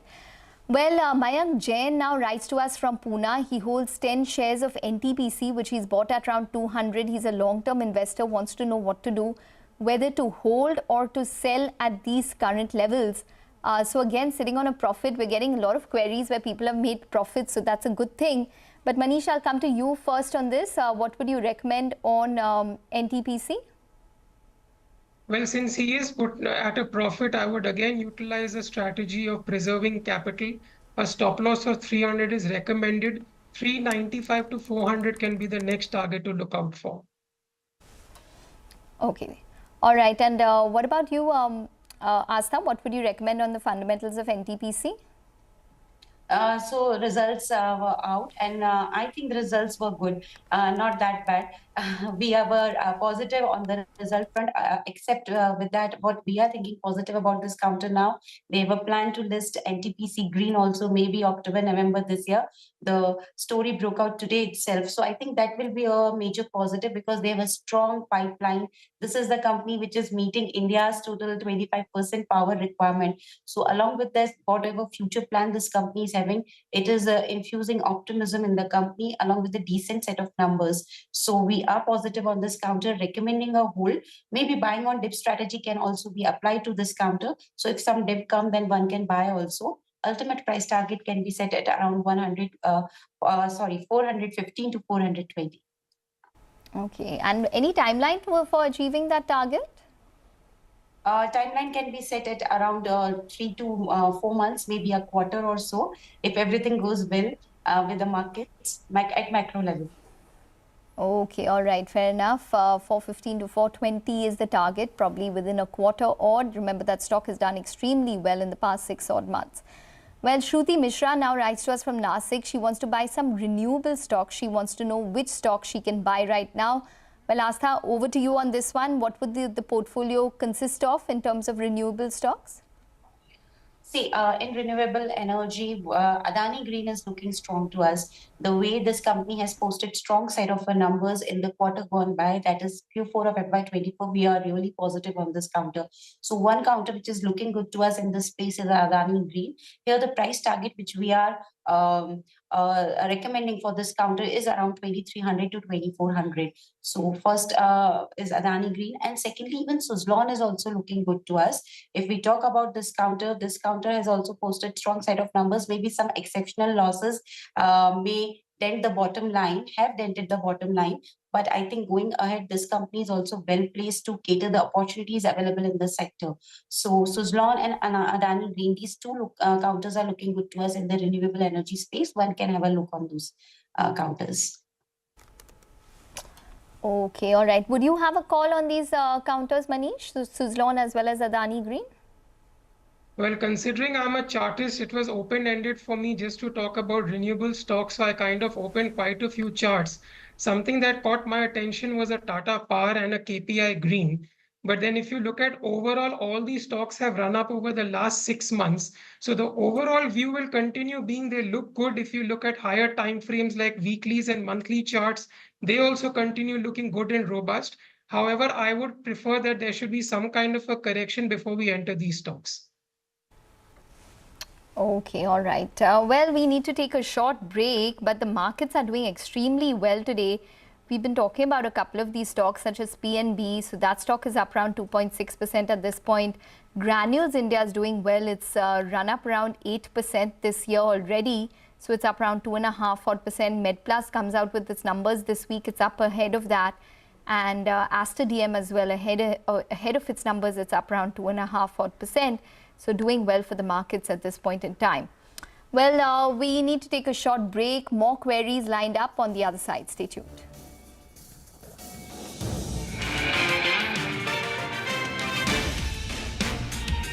It's been at the forefront of cutting-edge innovation over the last 25 years. It's the retail which is the driving force for the market right now. Clearly, we have arrived on the global economic stage.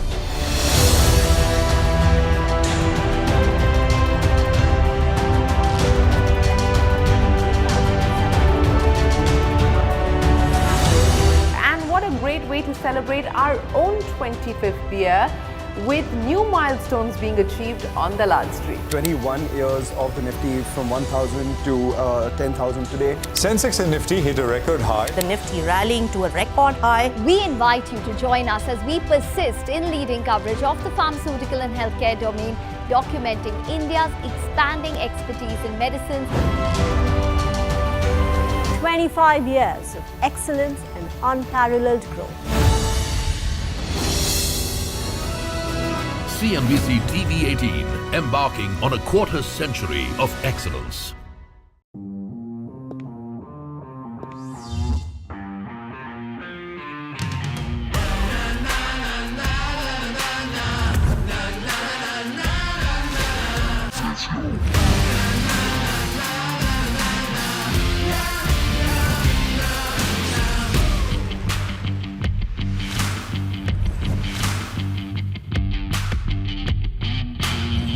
Make informed decisions with comprehensive analysis on the go. Strengthen your portfolio with real-time market updates on the go. Create effective strategies with insightful expert opinions on the go. Grow on the go with CNBC-TV18, now streaming live 24/7 on YouTube. What does it take to build India's largest startup platform? It takes a journey of starting out as an unknown and ending up as unforgettable. It takes more than 2 decades of celebrating the most.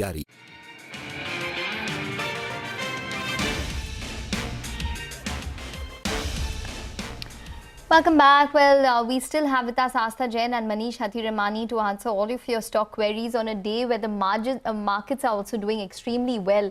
Those are the margins of Kirloskar Industries, which has improved around almost 300 basis points, so 14% compared to 11.3% year on year. As you can see, the stock has also turned into the green as we speak. Well, it's a lively market, but just take note of a couple of stocks such as Hindustan Zinc, which is down around 3% at this point. Remember, it's seen a huge run up just in the past month odd. It's up around 68%. It's a good play in terms of the silver prices, but that's seeing a little bit of a stock correction at this point in time. But we do have a lot of queries still lined up. We have Shalu Jain, who writes to us from New Delhi. She holds 15 shares of ITC, which is bought at around 150. So she's sitting on a very good profit there. She wants to know what to do, whether she can add more to her existing investment. Well, Astha, what would you recommend? Recommending a hold for the possible price target of 475 to 480, as she wants to add on the existing investment. So my idea here is that wait for some more downside and then make an entry into this counter. Maybe 410 is the right level to enter into this counter. So talking about the fundamentals, whatever the result company has posted, there was a little miss on the revenue front, but they see great business is doing good because the volume growth of 2 to 4% was there, but the miss was from the agri and the paper business. However, the demerger of hotel business will also add to the value. So I think in the long run, this stock is again have a strong potential to move upwards. Recommending a hold as well as buying on dip strategy can also be applied. Ultimate price target can be set at around 475 to 480. Okay, all right. And what about you, Manish? What would you recommend on ITC? What would your target be? Well, Ekta, since we are into charting and statistical analysis, it's always about buying strength and selling weakness. ITC has been on a medium-term downtrend. And since she is sitting on profit, we understand that we will go into bullish terrain or a buy only above the levels of 450. Therefore, I would actually expect her to sell right now and only buy it when we cross the levels of 450, because until then we feel we can always take a U-turn from here and go down further. Okay, all right. Well, we now have Riju Prasad, who writes to us from Mumbai, has an investment query, wants to know what to do if he should invest in auto ancillary stocks. He wants to know if he should buy Minda Corp and JBM Auto. Well, Astha, would these two be recommendations for you, and what would your recommendations be otherwise in the auto ancillary space if that's the case? So JBM Auto is one stock which I can recommend buy at the present moment of the time, purely on the basis of the results. Results were exceptionally well. If we talk about Minda Corp, the results were not that strong as compared to JBM Auto. So between these two stocks, yes, JBM Auto is looking good to us on the basis of the results. So 2400 is the price target which we can attribute to this counter, recommending a buy on JBM Auto between these two counter with a price target of 2400. Okay, all right. Any recommendations on both these stocks technically, Manish? Yes, well, I go hand in hand with Ekta's view. Minda Corp continues to look sideways, no real fun over there. JBM Auto is a buy from my side as well. The stock has been sideways for some time and we have broken out of that range and have resumed the upward trajectory. The stock had a resistance level at 2110 to be specific, which we have crossed, and we should now be headed to 2500 levels. Okay, all right. Well, we now have Monish, who writes to us from Mumbai, holds 100 shares of Kirloskar Brothers at 375 and 100 shares of Karnataka Bank at 80. He wants to know about the prospects of both of these investments. Well, Asta, let's go with you first. What would you recommend on both of them? Kirloskar Brothers at 375 and 100 shares of Karnataka Bank at 80. Ekta, really sorry for that. I'm not tracking these two counters at present moment of the time, so maybe not in the right position to answer this query. Okay, well, Manish, would you have a view on both of these counters?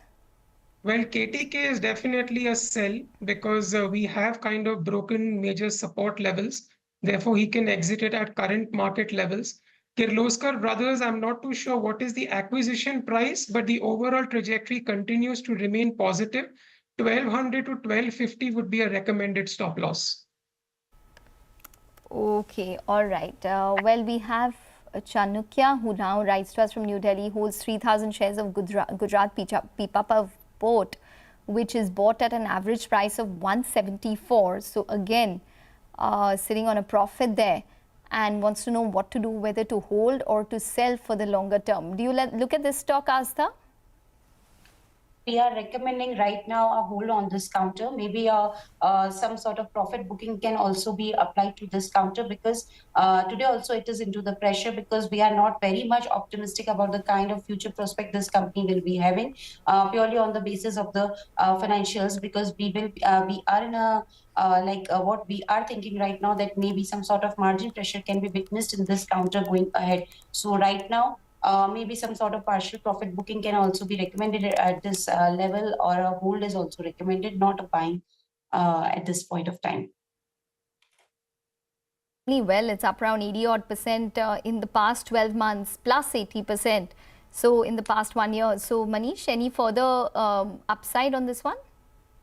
Well, we've gone sideways, 190 on the lower side, 225 on the upside. We've already tested both the levels twice. A break of 190 should be the stop loss. It will gain momentum only after we cross 225. Okay, all right. Well, we now have Prithviraj, who writes to us from New Delhi, holds 100 shares of Aster DM Healthcare, which is bought at 289. He's asking if he can hold the shares for the longer term. Well, Aster DM at 289, numbers come out this week. Interesting, considering that it's only left with the India business. From that perspective, Asta, what's your perspective on Aster DM? So numbers will be coming out tomorrow, I think, about this counter. And yes, talking about this counter, they have a strong expansion plan of adding around 1,750 beds in especially Kerala and Karnataka. So that will be a growth driver for the company. And this company is able to maintain their India margins at around 20%. That is operating profit margins at around 20%. So I suppose they will continue to maintain these sort of margins. And we are expecting a strong set of numbers also from this counter tomorrow. So yes, recommending a hold on this counter with a price target of 405 to 410. Okay. And would you have a recommendation on the technicals, Manish, Aster DM, the hospital company? Yes, Ekta. In the recent fall, we've made a good base around the 330, 340 levels. That, according to me, is the new stop loss for this stock. Given the technicals, I feel it has the potential to claw back to 500. Okay, all right. Well, we have Shubhang, who now writes to us from Mumbai. He holds 50,000 shares of Easy Trip Planners at an average price of 45. He wants to know what to do. What are the future prospects of his investment? Well, we just spoke to the company today. Interestingly, they do have some write-offs with regards to GUE, but they're quite bullish in terms of growth going into FY25, and competitive intensity is not something that they're worried about. Let's go with you, Manish, first. On the technicals, what would you recommend? Well, I feel here too we've gone sideways with so many better stocks available in the market. There's no point being in a bullish market and being stuck with a sideways stock.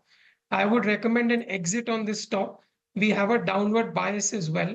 Unless we don't close above the levels of 48, we won't move up. 40 is a strong support on the downside. Okay, all right. We have Shivani Singh, who writes to us from New Delhi now. She holds 30 shares of Vodafone Idea, which she's bought at around 15 odd rupees. What are the prospects of her investment after the fresh fundraising? Well, Astha, do you think that there's upside, further upside to go on Vodafone Idea? Maybe it would be a long-term bet from here on? Yes, definitely. In fact, when OFS came, we had a coverage on this counter also. And right now, in which we have recommended subscribe to the FPO. So right now also we are positive on this counter. Ultimate price target can be set at around 17 to 17.5, maybe 18 at the higher level. So talking about this counter increased subscriber base along with, their continuous expansion in the 4G space as well as 5G space will definitely give a boost to their financials in the long term. Maybe in a short term, we can see some sort of volatility or ARPUs can be some sort of issue to the company. But in the longer run, we think that company will be able to overcome all these issues. And hence, we are recommending hold on this counter. Price target can be set at around 17 to 17.5. Okay, all right. In terms of the technicals, Vodafone Idea, would you have a call, Manish? Yes, Ekta, I'll go with a 1:1 risk is to reward. Very strong base formation at 12. Very good volumes chasing the stock as well. 12 rupees can be a good stop loss. 18 rupees can be a potential target. Okay, 18 is the potential target. Any timeline on that? I would give it a 3 to 6 month horizon. Okay, 3 to 6 month horizon to get to the target of around 18 odd rupees for Vodafone Idea. Rajiv Sharma now writes to us from Mumbai. He holds 10 shares of Sudarshan Chemicals, which he's bought at around 400, so it's doubled. He wants to know his future prospects on this particular investment. Manish, let's start with you. Well, we do have a concern, which was a gap that happened on the 21st of May, and we are closing into that gap. So what we can look at is a good risk is to reward strategy. If we break the levels of 700, he should exit the stock. Otherwise, he can hold for a target of 900. Okay, and what about you, Astha, on Sudarshan Chemicals, fundamentally? Fundamentally, it is looking good because 70% or more than 70% growth has, this company has shown the 70% growth in their bottom line, especially in the Q4 of FY24. So that is looking very attractive. Apart from that, the valuations are also reasonable. If we compare it to the industry PE multiple of around 24-25, the valuation are somewhere standing at around 15 PE multiple. So again, looking good to us. So I think it's a strong counter and recommending a hold. Ultimate price target can be set at around 900 rupees. Okay, ultimate target price 900 odd rupees for Sudarshan Chemicals. Well, Astha as well as Manish, we're going to let you go on that note. Thanks very much for joining in and speaking with us and giving us all of that perspective. Well, for the markets, it's there's no complaints coming in at all. We are above 23,000. We are off the high point of the day, but just marginally by a couple of points. A lot of the PSU banks are firing away today. So IOB is up 9.5%. UCO Bank is up 7.3% at this point. So Central Bank of India, Bank of Maharashtra, PNB, all of these stocks are really powering ahead at this point. Good gains coming in for a lot of these counters. On the downside, just watch out for a couple of these counters such as Spark, which came out with its numbers as well. So Spark has lost a bit of ground. It's down around 2%, just about testing 218 odd rupees for that particular counter. So that stock is under pressure. But it seems to be a very healthy market. Advanced decline ratio is still on the declining side, but marginally. So let's see whether it changes in favor of the advances in the last 1 hour of trade. That's all the time that we have in the show, but do remember to email us your questions. We'll address them with our experts. Closing bell up next.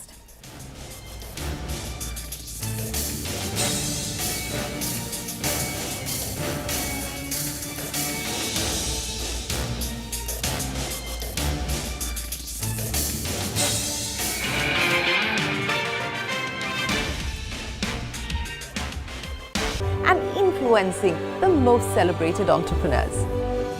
From chronicling the stories of India's startup universe to becoming a success story in itself, as India's longest-running show on startups and entrepreneurship, celebrating 21 action-packed years of building India's biggest startup community. Young Turks at 21, only on CNBC-TV18 and CNBCTV18.com.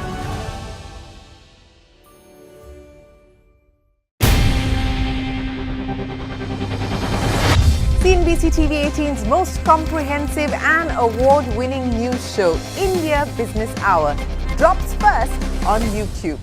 So get the first access to the most influential architects of policies and politics, the key newsmakers of the day. Discover the big themes as we decode the business of markets, macros and more.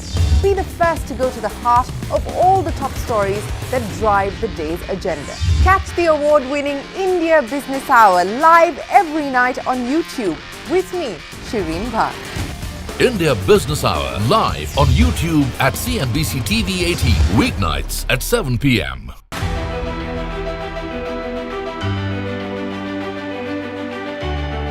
The Indian markets have not just grown, they've broken several records in the last 25 years. India's contribution to incremental global GDP was as low as 0.2% 25 years ago.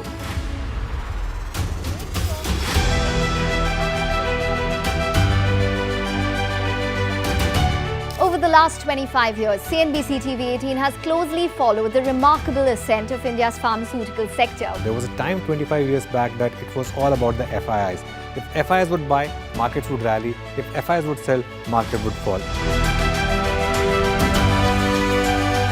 Earlier, we were net importers of steel.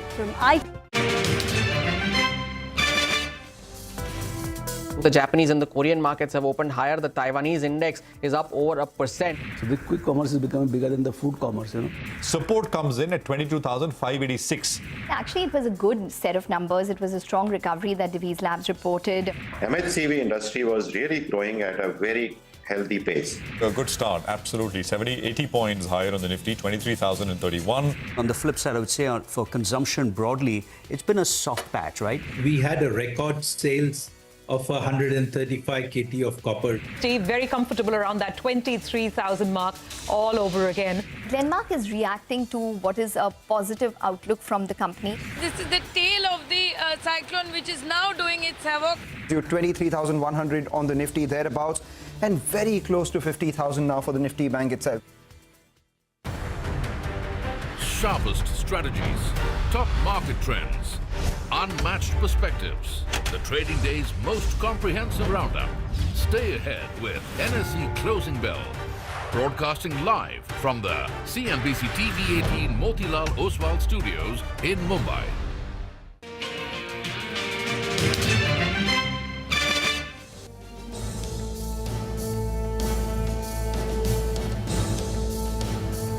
Well, that's the day so far. It's been a good day for the market, continuing, of course, from where we left off last week.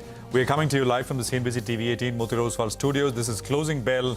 I am Prashant. With me, my colleagues Rima and Surabhi here. Guys, hi, good afternoon. And Nigel is joining in from the newsroom. Guys, hi, good afternoon. Hi, afternoon. Good day, and even better if you are on, if you've got banks in your portfolio and mid-caps. Banks or some of the large cap IT stocks. And if you're PSUs, you're perpetually happy in this market. I guess that's how it's been going, right? I mean, it's been a good day once again. And banks, basically, as you guys said, right, are closing the gap with what the Nifty has been doing because it's been lagging behind, not by much, a few percentage points. But over the last couple of days, we've seen sharp up move coming in on the Nifty and the Nifty Bank as well. So the rally in that sense continues. It's not as big as it was at one point in the day. The Nifty Bank is bridging the gap. Now, you just have to look at levels, right? And I mean, as you look at this market ahead of the election results, exit polls on Saturday, and then, of course, the final results next Tuesday, you got to be cognizant. If you're trading, you got to be cognizant that volatility perhaps could increase. So trailing reversal, the first trailing reversal for the Nifty can be the 20-hourly average, the simple average, which is 22,915. The 20-hourly exponential average is a little lower, and that perhaps is the bigger one of the lot. But for now, for today, I'm just sort of putting this number up for you, which can act as a bit of a support. I mean, you violate that, you got to sort of start to, at least from a trading perspective, take money off the table.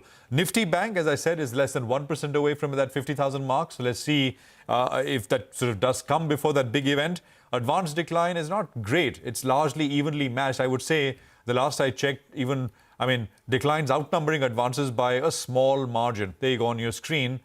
So that is still the case. Although, I mean, a lot of stocks moving both up and down as well, which we will discuss here over the next 60 minutes. Rima. So, while the Nifty Midcap Index and the Nifty Small Cap Index is up more than 1%, the BSE Small Cap Index has a petty gain of just about 0.25%. The Nifty Microcap 250 Index is actually in the red. So that perhaps explains why the advanced decline ratio is still in favor of the losing side, because the BSE Small Cap Index or the Nifty Microcap 250 Index is currently in the red. So you aren't seeing too much by way of gains there. Banks, that's where all the action is. And frontline banks like HDFC Bank, IndusInd Bank, Axis Bank leading with gains.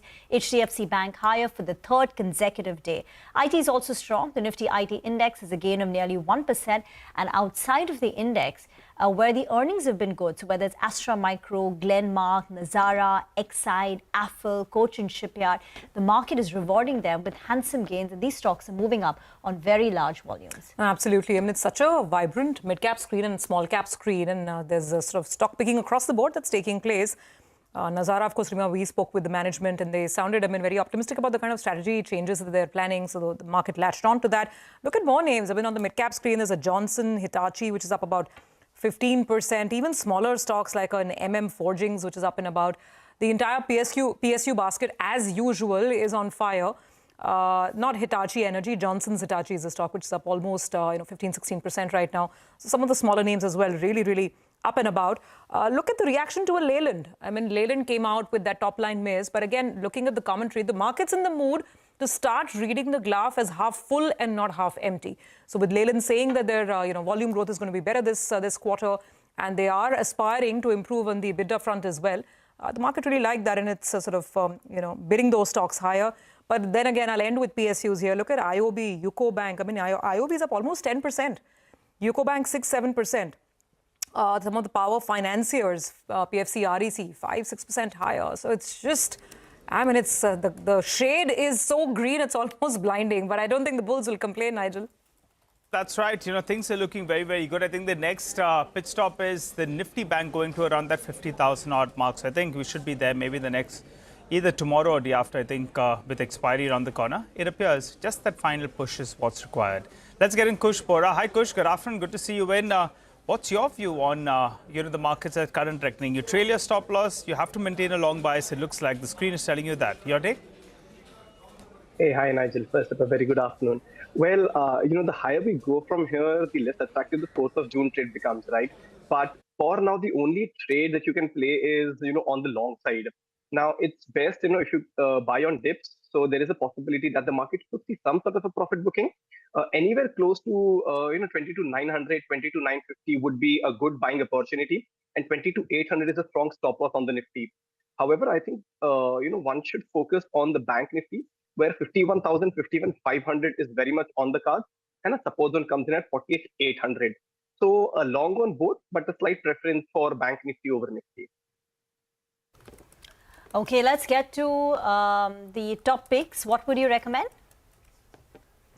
Sure, two of them. First is IEX. The stock has been doing well in the recent past, and there was a resistance around the 160 mark. It's sustaining above that. So from a near-term perspective, 166, 170 are the targets. 158 is the stop loss. And a lot of PSU names are doing well. So, it has to be one of those picks. Union Bank, after a while, it's broken above that 156 level. A closing above 160 will give further momentum to the stock. So 165 and 169 are the targets to look at. And 156 will now act as a support and a stop loss. Thank you very much for that. Let's get to the auto space then, where Exide and Ashok Leyland are buzzing in trade. Brokerage is also bullish. Sonia joins in with a roundup. Sonia. Well, thanks a lot for that. As you rightly pointed out, Exide and Ashok Leyland are in focus. Let me start with Exide, right? The stock has been buzzing for a while now. It's sitting at a fresh 52-week high. The stock is, in fact, up 55% in 2024 already. And there are multiple brokerage upgrades that have come through on Exide. Let's look at them. Nomura has a buy. They've raised the target price to 589. Morgan Stanley has an overweight. They have raised the target price to 567. JP Morgan has an overweight with the target price raised to 520. And Investec has a buy. They've raised their target to 545. But why are brokerages so bullish on Exide? Now, there is a healthy growth in the core business, which is its lead acid business. This is because of a pickup in the auto replacement demand and an improving industrial demand as well, as per the company. The electric vehicle scale-up is also on track for Exide. There is an auto recovery, there's an infrastructure push, and that is something that will drive growth. And the lithium-ion investments, which is used for electric vehicle batteries, the lithium-ion investments are well on track as well. Now, brokerages say that the valuations of the company remain attractive. The margin improvement and scale-up of the new energy business remains on track as well. And Exide's return to a 13% EBITDA margin has been driven by supportive raw material costs, improved product mix, and cost optimization as well. So they expect margins to sustain. The other stock that's looking pretty good this afternoon is Ashok Leyland. The stock is at a fresh 52-week high. Brokerages on your screen, the stock is up 20% in 2024. Most brokerages are bullish on the stock. And the reasons for the bullish views are there was a sharp gross margin expansion in Q4 and the management commentary was very confident. They spoke about how they expect demand to improve further going forward. Strong freight demand, higher freight rates, strong replacement demand is something that will aid earnings going forward. And the CV growth momentum is something that will pick up in FY25. They say they're seeing huge demand in the bus segment as well, and they have gained market share in the bus segment over the past 1 year. So these are the reasons why both Ashok Leyland and Exide are buzzing in trade. Back to you. Okay, thank. All right, Sonia. Got that. Thank you very much. So a big move on these stocks indeed. We have Deepan Mehta joining in. So let's get some thoughts in from him as well. Deepan, hi. Good afternoon. So, let's talk about both the stocks and tell us your preference. Because it's pretty interesting, both on Exide as well as Ashok Leyland. I mean, the market really wants to look beyond the sluggishness of the last quarter, the last year, and look forward to optimistic management commentary. Yeah, Selvi, good afternoon, and thank you for having me on your show. See, Exide Industries has been in the limelight since that Hyundai and Kia Motors announcement has come, where they have tied up with Exide Industries for their lithium-ion and that EV battery venture of theirs, or rather that, for those models. And that clearly, I think, has increased the confidence level in the stock because end of the day, I think we are shifting more towards EV and lead acid battery. Long-term demand may start to plateau. So I think that was a big shot in the arm for Exide Industries, and stock generally is quite attractively valued. It has underperformed for the past 2-3 years when entire mid-caps have been rallying. Both Exide and Amara batteries have been pretty much sidelined. But now I think they're coming back into the reckoning. And my sense is that the core business also now is looking up much better because of better trends in OEMs. So from that point of view, I think this particular trading rally in Exide may have some more legs to go up as the Ps get re-rated upwards. Ashok Leyland, I think that I would be a bit cautious because CV sales are kind of flattening off. And with the election season and the formation of the new government, that could just delay the demand for commercial vehicles. Long-term prospects are great, but I think you should expect maybe a couple of more soft quarters. And also for the entire auto industry, what we are seeing is that raw material costs are gradually going up. If not steel, at least copper, aluminium, all those costs have gone up. So some amount of pressure could come on the operating profit margin. So cautious on Ashok Leyland, but generally positive on a medium-term basis for Exide Industries. Any thoughts on Nazara Tech? The Q4 was a subdued quarter for them. Their revenue was declined by close to about 8%. Because of that, they've ended FY24 with only a top-line growth of 4.3%. But the company appears to be laying the foundation for accelerated growth going forward. There is some corporate restructuring underway. They've got a very large cash kitty of 1,400 crore, which will help in M&A. Do you like the stock, Nazara, and what the management had to say? See, Rima, I bought Nazara Technologies at the time of IPO. And since then, I have exited the stock because I've been very disappointed with the performance. It's one company which has, I think, not lived up to its expectation. You are the only listed gaming company and look at the growth rates. They are like single-digit growth rates, which doesn't really appeal, and valuations are sky high. Whatever profit growth you have seen in the fourth quarter, largely because of other income. because they're sitting on these cash balances and they're earning interest income. And what I understand now after listing is that it's more like a venture capitalist company. They keep on acquiring small stakes, or other majority stakes in small ventures, small companies. And there's no real coherent strategy whereby it can really accelerate growth to that 40-50% type of top line, bottom line growth, which is what we expect a gaming company to do. So I think if you look globally, I think gaming companies and gaming businesses are so hot and they are so highly valued because the growth rates are phenomenally high. But we don't see that in Nazara Tech. And all the time there are just these M&A activities and raising of funds and now promoter selling to another promoter. My assessment is that it's more like a venture capitalist company focusing more on stakes rather than the actual core business, where I think there's enormous potential to grow, but it's not reflected in the numbers of the company. Let's talk about the pharma space now, right? Because you got a bunch of stocks which are doing very well.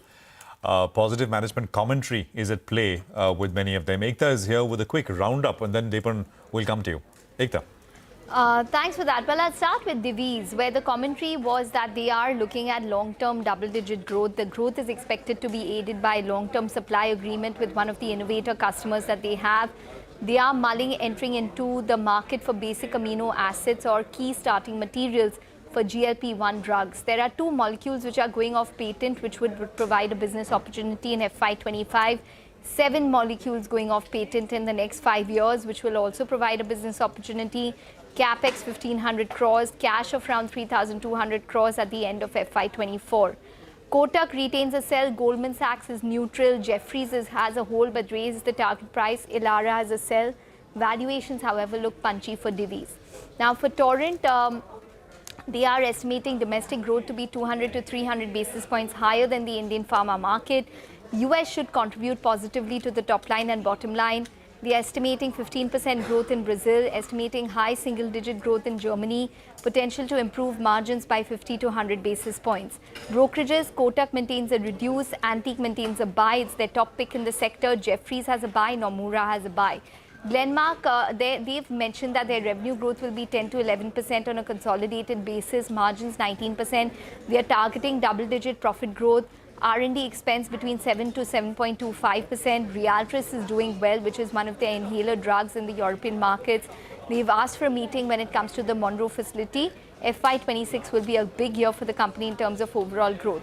Lastly, Aurobindo, they expect a muted FY25. FY25 will grow in double digits, but not as much as earlier years, estimating 21 to 22% of margins. They expect growth to pick up FY26 on.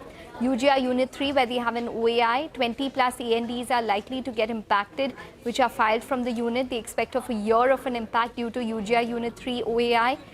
They have built the Vizag plant as a de-risking for the plant. They will begin filing more ANDS from Vizag facility soon enough. So that's the reason why you're seeing Aurobindo more pressured. All right, Ekta, thanks very much for that.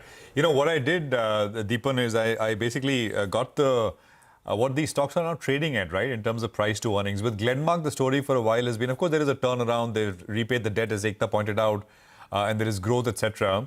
But it was, and I think it still is, one of the cheapest pharma stocks. But on FY25 basis, it's now trading at 25 times. Aurobindo also figures in that list somewhere at the bottom. It's at about 19 times earnings. Just your thoughts in terms of, if you had to buy one pharma name, what would it be? Would it be some of these, first of all, US generic companies like the ones we're discussing, or would it be something local like, Mankind Pharma comes to mind, which is also a fast-growing company? Deepan. Yeah, Prashant, that's a question which also I've been thinking, because if there is one sector which really shows a lot of promise in this earnings season is the pharma. And I think that investors and we ourselves are looking at means of increasing the exposure to pharma stocks, especially US generic market. We gather that the US FDA related action, that risk factor has come down a little bit. Pricing has kind of stabilized. The price erosion in US generic is much less this time around. And a lot of new drugs, are likely to go off patent and therefore provide some opportunity for Indian pharma companies. I would say, a good strategy would be to buy a basket of 3 or 4 pharma shares because the nature of the business. And yes, I think if you want to go towards safety, then Mankind Pharma and Sun Pharma, I think, are amongst the safest in the entire lot. A more riskier company would be Kaplan Point, a company which we and our clients are interested in. Very impressed with their numbers, and the geographical focus on Latin American market is really a USP and a bit of a moat for the company. And they're also expanding their US generics offering significantly, and that could also be a growth driver. So that's one company which comes out. And then there are homegrown Indian players, which have had problems in the past with the US FDA. But now I think they're reaching a point where they could, suddenly start to do much well. Company like Ipca Laboratories, you could look at even Ajanta Pharma. I think both very aggressive managements and not that much exposure to US generics. They're more focused on the rest of the world. And therefore, once they start selling to US generic, that could also be a growth driver for them. So I know I've answered I've given opinion on many stocks, but that's the nature of the beast when it comes to pharma. It's better to buy them as a basket and not just one or two stocks, because anything could go wrong in one company. Could be US FDA action, or could be one drug failure here or there. So it's better to buy them as a basket. Got it. All right. Hi, Deepan. Good afternoon. Good to see you. And what about midcap tech? Persistent Systems, that one's up more than 5% in today's trading session. How do you approach tech, and where does midcap IT feature out there? Yeah. Good afternoon, Nigel. I think we've been very positive on midcap IT, but look, valuations, whether it's Persistent or whether it's KPIT, Tata Elxsi, Tata Technologies, they're just too demanding at this point of time. And I don't know whether you can make so much of an outperformance buying at these PE multiples. Also, growth rates for mid-cap software companies also has slowed down. Companies like the ones I named were typically growing at 20 to 25%. Now the growth rates have come down to 14, 15% or thereabout. And, it doesn't seem that next 2-3 quarters, you could see these growth rates go back to 20% plus. So looking at the entire risk return profile, looking at the growth prospects in the next 2-3 quarters or so, I don't think it makes sense to buy at these levels. But whenever we feel that software is again coming back into limelight and tech spends have started to pick up again, I would still go, my preference would be for these mid-cap IT companies and not the large-cap ones. Okay, so mid-cap IT perhaps still in focus. Deepan, I have to ask you about the sector of the day, right? The big bank move has finally begun, and I'm very curious to see today's FI numbers, because I remember last week when we had an equally big move on the bank Nifty, it was backed by some very serious cash market bank buying, FPI buying. But, whatever the reasons might be, the question is from an investor point of view, what are you better off with? Some of the bigger private sector names, or should you look at even PSU banks? But look at the moves today, 7, 8, 9, 10%, depending on which one you pick up. So we are better off with cash at this point of time. I mean, the market is just going into this election season as if it's no-brainer and there's going to be no risk at all and it's going to be a fantastic outcome. I don't know, I don't like this kind of a situation to be in. I don't mind being in cash, 15-20% in the portfolio, just wait and watch. I do feel that even if the election outcome is good, you could have a sell on news kind of a syndrome. So I'm getting more and more pessimistic. I know I have been so cautious for the last several weeks or so, and markets have been scaling to higher and higher level. But I think that it's time to be a bit more, cognizant of the risk factors which are involved over here, and maybe take some chips off the table while the going is still good. I understand where that comes in from. I could take Deepan's point, right? Because if we had gone into June 4, in that sluggish sort of a manner around 21,800, and then the market gets its desired outcome, let's say, then I guess it's just easier to navigate it. But now when you go in at this level and then it's a numbers game, I guess makes it all the more of a roller coaster ride. He's absolutely right, because if you, and the last part of what he said, even if they get a number which is, which indicates, say 300, around that golden zone of 272 to 300, right? That everybody's talking about. I think that is largely, market expects that now, with where we are right now. And of course, then on the other side, if it is a blowout kind of a number, then there's a potential for rally also. If they exceed the all-time highs so far, as some are suggesting they will, then it's a different story. But think about what happens if you kind of, on the other side, then, so I think, risk reward perhaps not as favorable as it was a couple of weeks ago. So point taken, Deepan. We thank you for that. Thanks very much for joining us here on the program. For now, we'll take a break here. We'll come back and we have Karthik Kumar from Axis Mutual Fund joining us on the other side with some thoughts on the market. Stay with us.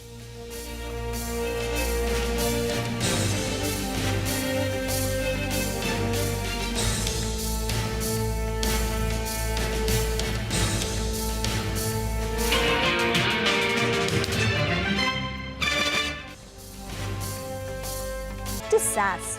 From consumer electronics to space tech. From mere programming to AI ML. Cars, two-wheelers, three-wheelers, commercial vehicles have significantly become much more expensive than they were 2 decades ago.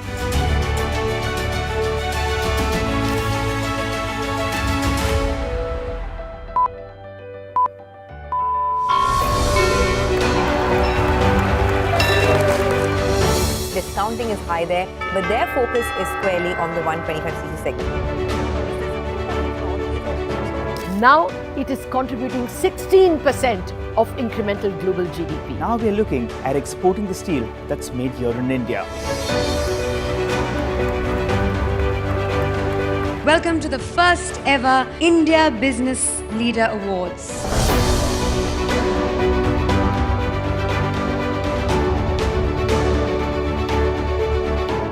Cars, two-wheelers and vehicles generally being manufactured today are much lower on emissions and much higher on safety. India's technology industry has been at the forefront of cutting-edge innovation over the last 25 years. It's the retail which is the driving force for the market right now. Clearly, we have arrived on the global economic stage.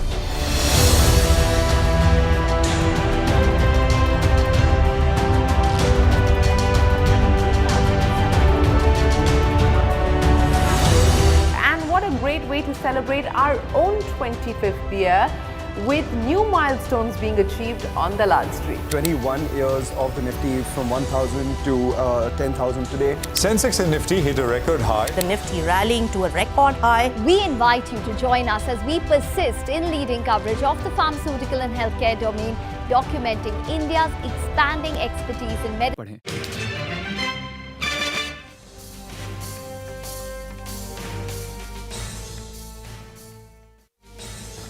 Okay, welcome back. You've got the market, which is sort of cooled off sharply. 20 points is what is left on the index.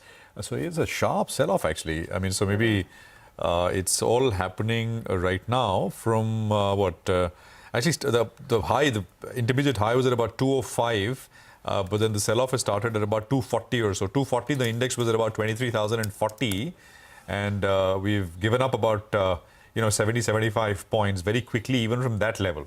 So, this is a very sharp come down on your screen. And we were discussing politics as we were going into that break. I think they took that voice of caution on board, right? That Dipan was talking about. Absolutely. Yeah. Going in with elevated expectations. Flatlining. But as somebody said, right, थोड़ी जगह छोड़ दो ताकि result के बाद भी कुछ हो.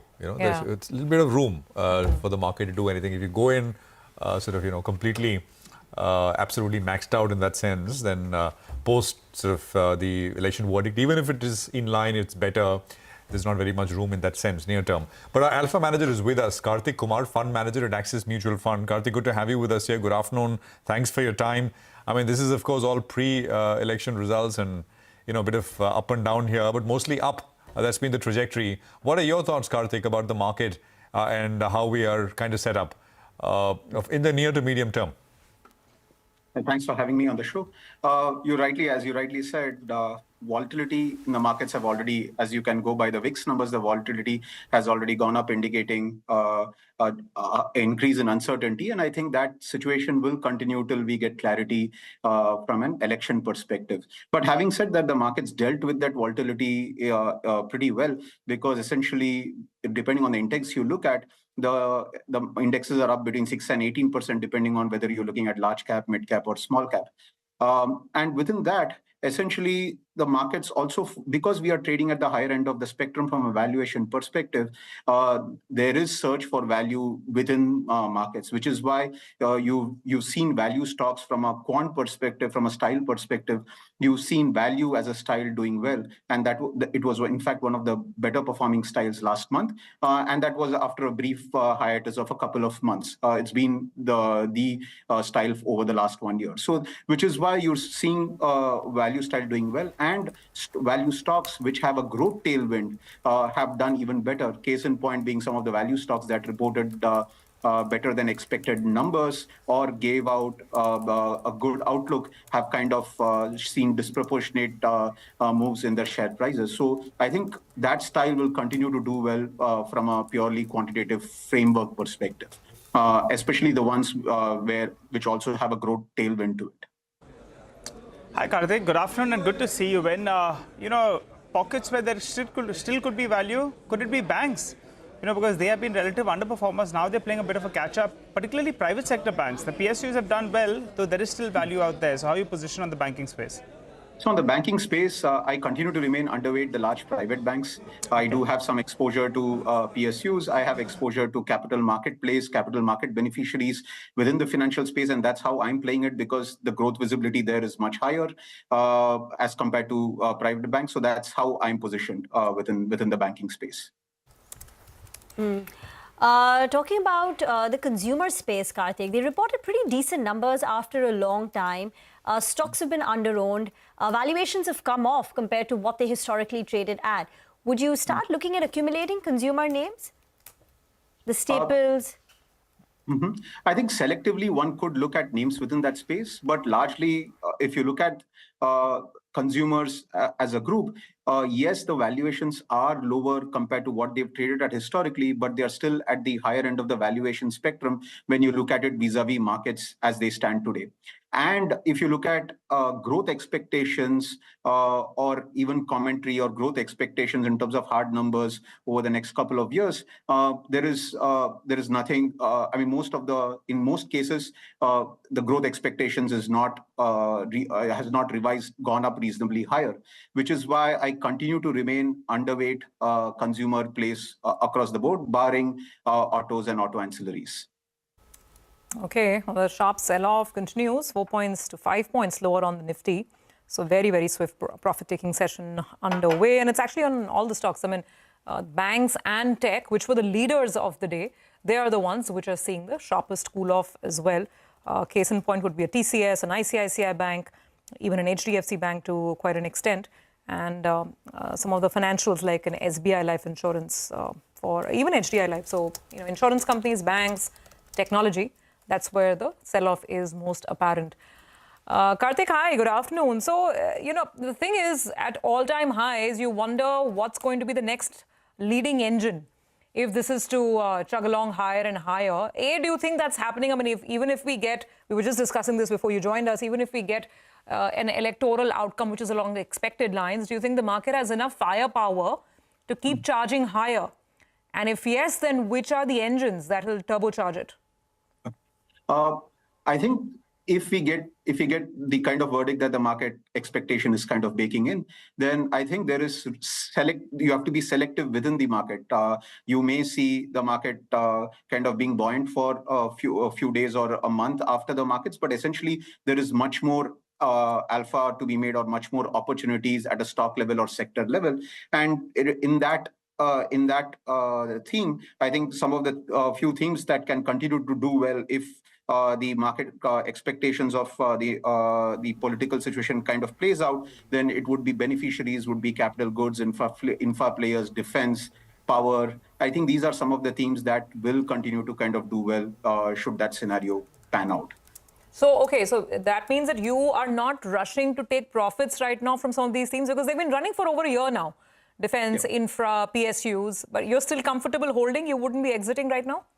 Some of these sectors that I did mention are are my top overweights within the fund that I manage, and I do see a pretty reasonable growth visibility for these stocks. And despite the rally, the valuation is kind of in a decent space. So I still continue to hold the stocks in those sectors that I mentioned. Right, Karthik, we were talking about Pharma earlier. With Ekta. Do you own anything there, that space, and which one and why? While I can't talk about stock specific, but I am overweight healthcare as a whole, and within that, it's a good mix of pharma and hospitals. Within pharma, while some of the stocks have missed out on elevated earnings expectations, the growth runway remains reasonably good. Both domestically and internationally, the outlook still looks quite solid for some of these companies, which is why we continue to hold on to them. And we still think there is reasonable opportunity within that space. And it also acts as a defensive hedge from a portfolio perspective as well. All right, Karthik, final question before we let you go. What about the metal space? That's where all the excitement is. Everyone's talking about metals. sometimes that gets worrying because everyone becomes a metal expert. But what's your view? Do you believe that there is still a longer run out here? There's a bigger runway. You can still get in at current levels and make some money. I've been kind of underweight on metals through this rally, so I've kind of not been able to participate as much as I'd love to. And part of the reason is I still don't see data at a stock level, both from an earnings perspective, that would give me comfort to say that that trend is persistent. So I still continue to remain on the sidelines with regards to metals and commodity plays in general. By the way, ICICI Bank is now in the red. HDFC Bank is in the green, but it slipped 1.5% from the day's high. And Reliance Industries is a heavyweight, which is down over 1%. So these are some stocks which are dragging on the way down. Karthik, if you have to hunt for value, do the specialty chemicals name offer some promise, considering they could rebound in the next 12, 18 months? Specialty plays and some other sectors which have underperformed for quite some time now, given the sheer nature of underperformance, one would be tempted to look at that space, and rightly so. But I still think one needs to be really selective in that space, because I still haven't seen a broader turnaround at a sector level, maybe at a stock level within some of these sectors and sub-sectors, but not at an overall chemicals as a space. All right, Karthik, we'll leave it there. Thank you very much for your time. It's a pleasure having you with us here and speaking with you about the markets. Well, the index is down 16 points, which means it's, far cry from where the market was early on in the day. The high, of course, was made at about just before 1 p.m. And from there, it's been a steady kind of a slide, although it's really picked up at about 245-ish is where the market started to really sell off. And we're at about 22,940 coming through. We'll take a quick commercial break here. We come back, dealing room and what's happening there, D-Street Chatter with Nimesh, and we'll get you some short-term trading ideas as well. Stay with us.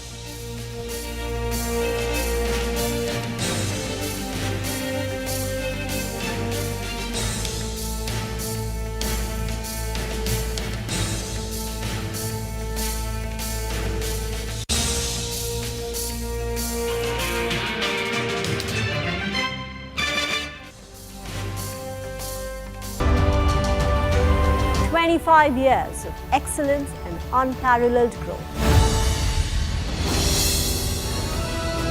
CNBC-TV18, embarking on a quarter century of excellence.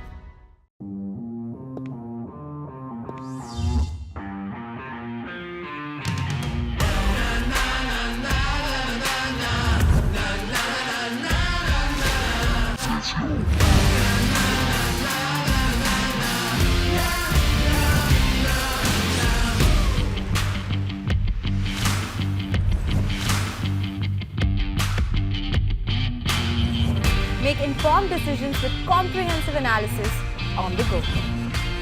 Strengthen your portfolio with real-time market updates on the go. Create effective strategies with insightful expert opinions on the go. Grow on the go with CNBC-TV18, now streaming live 24/7 on YouTube. What does it take to build India's largest startup platform? It takes a journey of starting out as an unknown and ending up as unforgettable. It takes more than 2 decades of celebrating the most influential and influencing the most celebrated entrepreneurs. From chronicling the stories of India's startup universe to becoming a success story in itself, as India's longest-running show on startups and entrepreneurship, celebrating 21 action-packed years of building India's biggest startup community. Young Turks at 21, only on CNBC-TV18 and CNBCTV18.com.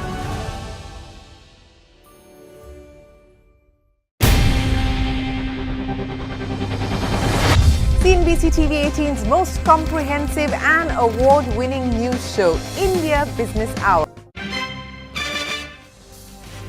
Well, in cricketing parlance, the ball is swinging around in today's trading session. A few minutes ago, we were up 120 points odd. Then we were down around 60 points. And now as we speak, we're at the flat line. Let's go across to Nimesh. He'll make some sense of this move. Nimesh, what are you picking up? Fair bit of volatility in today's session. Expected because of the expiry week as well. Yeah. And again, we're heading into a big event next Monday, right? So there would be some sort of volatility for sure. But the fact is that there is buying interest back. The shorts have got covered by the FIs.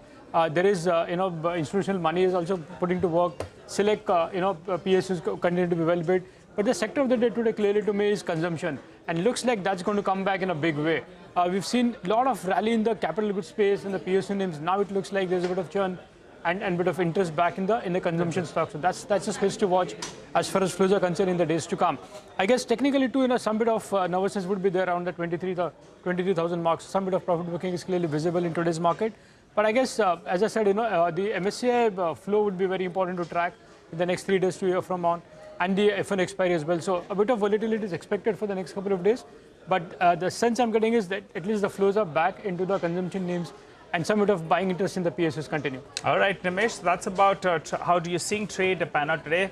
But as always, you've got an interesting list on the stocks in focus. Run us through that list. So the first stock on my list today is JBM Auto. Big move in that stock and large volumes as well. The stock is at almost 52-week high.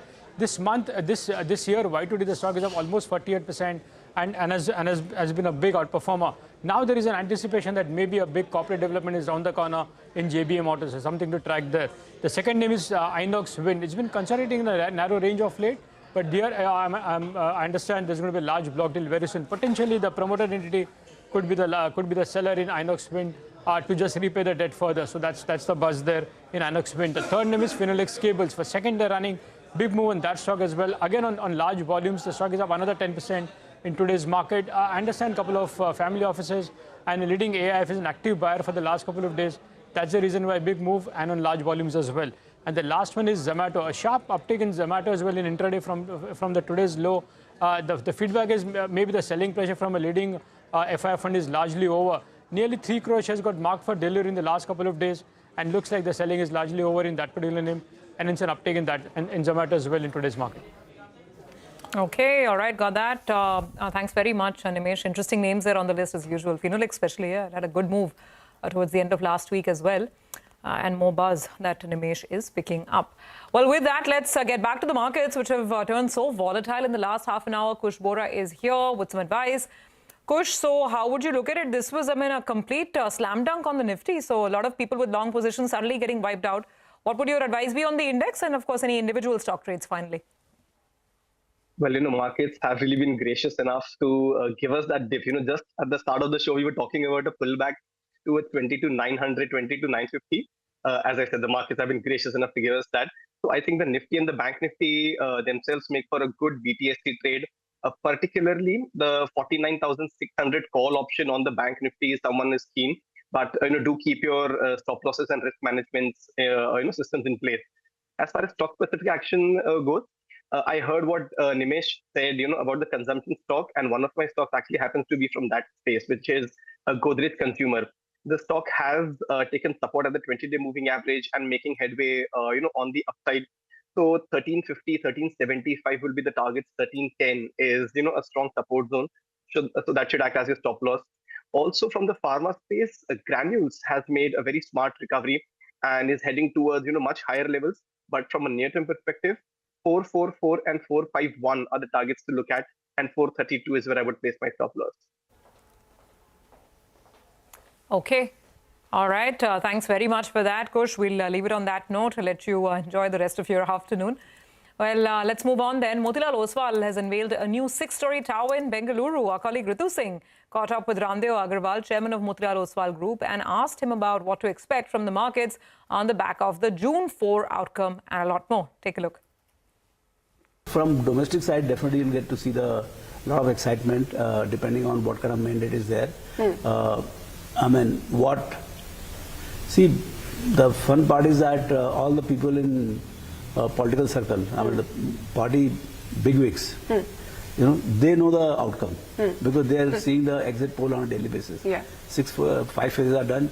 They would have some kind of inkling from their own, exit poll. Because exit poll is done the day on which the voting is done. So they have the result. But public, it can be done only after the last. So my sense is the way they are talking about whatever large number, 300 plus, 340, 350, I think they might be, they almost can see what is going to be the outcome. So even the betting markets, which is much more independent and they don't listen to anybody, no nonsense, and you can put your bet. And that's talking about 310 BJP alone. I think if that number comes, at least the event is behind. Now the continuity of the current regime and the first 100 days and new set of cabinet and new thought processes. Even the world is watching more than us. World is watching. What kind of, I mean, see, ultimately it's a large democracy and, I mean, country, fastest growing large economy in the world. And if there is any disruption here, it could spoil the story. So, you know, suddenly the press becomes skeptical, the FIs become skeptical. I mean, to us it doesn't matter so much, but to the world it becomes, and it's one of the best stories around. So my sense is it's a very well watched, not only domestically but internationally election. I think it is going to make headlines in all the global newspapers. Well, let's say there is political continuity. What would you watch out for as the big macro themes that will play out if the Modi government comes to power for the third time? See, first thing is I think it is going to be more of same. The direction they have set, I don't think they have set it for second term, and then there is a very different, of course it becomes bigger. See, what happens is that every 7-8 years economic size is double. Now double from where? Say 7 years back economy was $2 trillion. So they were getting say 12% of $2 trillion, which is about $250 billion of taxes. Today it is a $4 trillion. So in $4 trillion bigger economy, they get 12% of $4 trillion. So that makes it almost $500 billion of tax revenue, which is about say 40 lakhs converted into Indian rupees. Now in next 5, 7, 8 years, this 4 is going to go to 8. So government's own revenue will become $1 trillion. You know, so the game, I mean the additional resources in the hands of government will just go to balloon, and I'm taking this as a same tax rate to the GDP. But as the GDP rises, they also have a chance to increase the tax to GDP kind of thing. So my sense is we are looking at, say, in 2028-29, which will be their exit, 29 will be exit year. That year, they would have $1 trillion tax revenue. So from a market's point of view, what would be the themes that would look attractive with this political continuity if it were to be? So one is that, see, there are 50, 60 sectors in the economy. Now what happens is, any given point of time, all of them are neither going down nor all of them are going up. So right now we have about 20-25 sectors which are doing very well, and 30-35 sectors not doing so well, you know. So the things will keep churning. Say like last year automobile was not doing well, but in last 3-4 quarters automobile has picked up big time, you know, across. Even the affordable automobile like Hero MotoCorp and all TVS, they were not doing so well, but now they have also got momentum. So the trickle down of the wealth effect. See, one is that what the government is doing and what the consumers are doing. Third is what markets are doing. You know, this wealth effect. You know, this last year I believe we had a change of about 125 lakh crores of additional wealth in your and my pocket. Okay, that is about 30% of GDP. Of that, even 2-3% if people start spending on marriages, travel, consumption, whatever you say. Consumption driven. So you can see the consumption boom. You see, the first thing what people want to buy, the moment they become rich, they want to buy better and bigger house. And you see the boom in housing. All the real estate companies, they were in dumps just 4 years back. Today, they don't have time to talk. Yesterday, I met one of the most prestigious real estate company in here. And he says, sir, I don't have any inventory. So sad. And the demand is so much and I don't have any inventory. So that's the kind of thing. So the boom will keep moving from one sector to other. And the boom will be bigger for the ones which are doing very badly. Because the delta change will be very large. Because markets are all about delta change. Okay, all right. A couple of real estate players well placed out there. We spoke to DLF as well earlier today. Okay, we can't really hear you, Nigel, so we'll try and fix that. But let's talk about Sun TV, while, this is a stock which has been under pressure. So it's not that it's seen a correction once profit booking has set in the market. Numbers are a bit disappointing if you strip out the cricket-related income. Vamakshi is here to tell us more. Hi, Vamakshi. Well, hi, Rima. Absolutely. A weak set of numbers coming in from Sun TV. When we look at the revenue, that has come in nearly 4% above what the street was expecting, but it's a miss as far as EBITDA margins as well as net profit is concerned. The revenues came in at almost 930 odd crores. This is an uptick of almost 14% on a YOY basis, but it is important to note that most of this revenue is actually being driven by the cricket franchise income. In fact, Motilal Oswal says that adjusted for cricket revenue, the total revenue has managed to inch up by only 2%. Largely, this muted growth in the revenue, excluding the cricket franchise income, could mainly be account of weak ad revenue. The EBITDA margin has also seen a dip of almost 510 basis points YOY. We've seen a sharp increase as far as other expenses, cricket franchise fees, as well as other expenses are concerned. When we look at the net profit, that has come in nearly at 400 crores. While this is an uptick of almost 9% on a YOY basis, it's a nearly 6% miss as compared to analyst expectations. We have a couple of brokerage notes that have come in as well. Kotak says that the core business has disappointed. A weak quarter was reported on both absolute as well as relative basis. In fact, they also note that the company's ad revenue declined by nearly 2.5% in the fourth quarter, and there could be some likely market share loss, which is a very big negative for Sun TV. But apart from that, they believe that the stock does offer some value.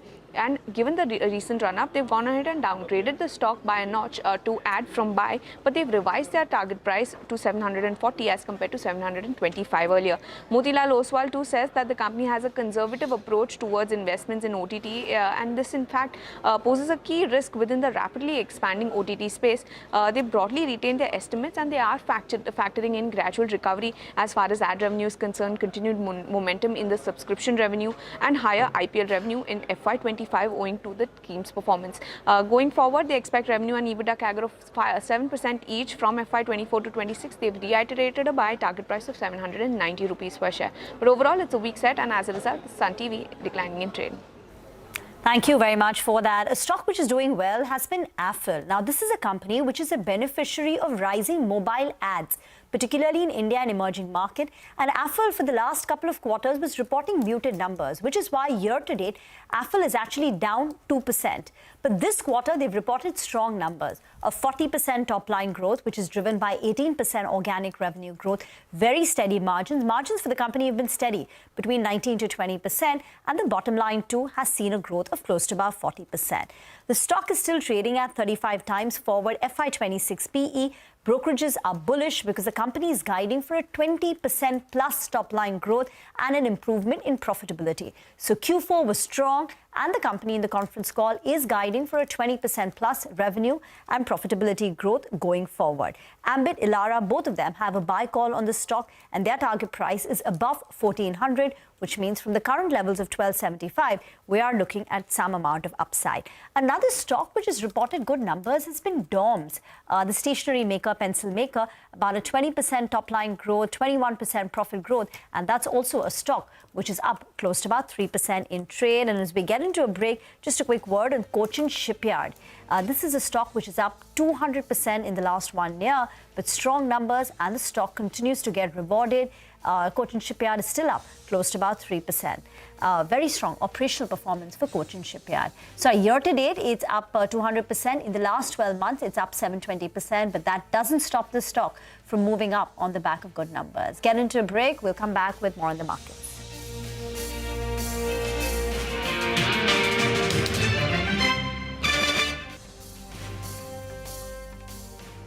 First on YouTube. To get the first access to the most influential architects of policies and politics, the key newsmakers of the day. Discover the big themes as we decode the business of markets, macros, and more. Be the first to go to the heart of all the top stories that drive the day's agenda. Catch the award-winning India Business Hour live every night on YouTube with me, Shireen Bhatt. India Business Hour live on YouTube at CNBC-TV18 weeknights at 7 p.m.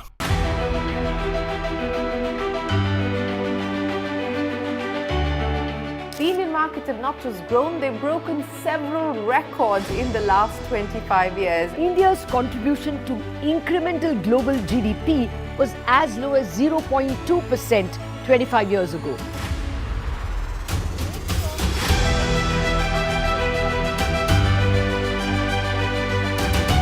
Over the last 25 years, CNBC-TV18 has closely followed the remarkable ascent of India's pharmaceutical sector. There was a time 25 years back that it was all about the FIIs.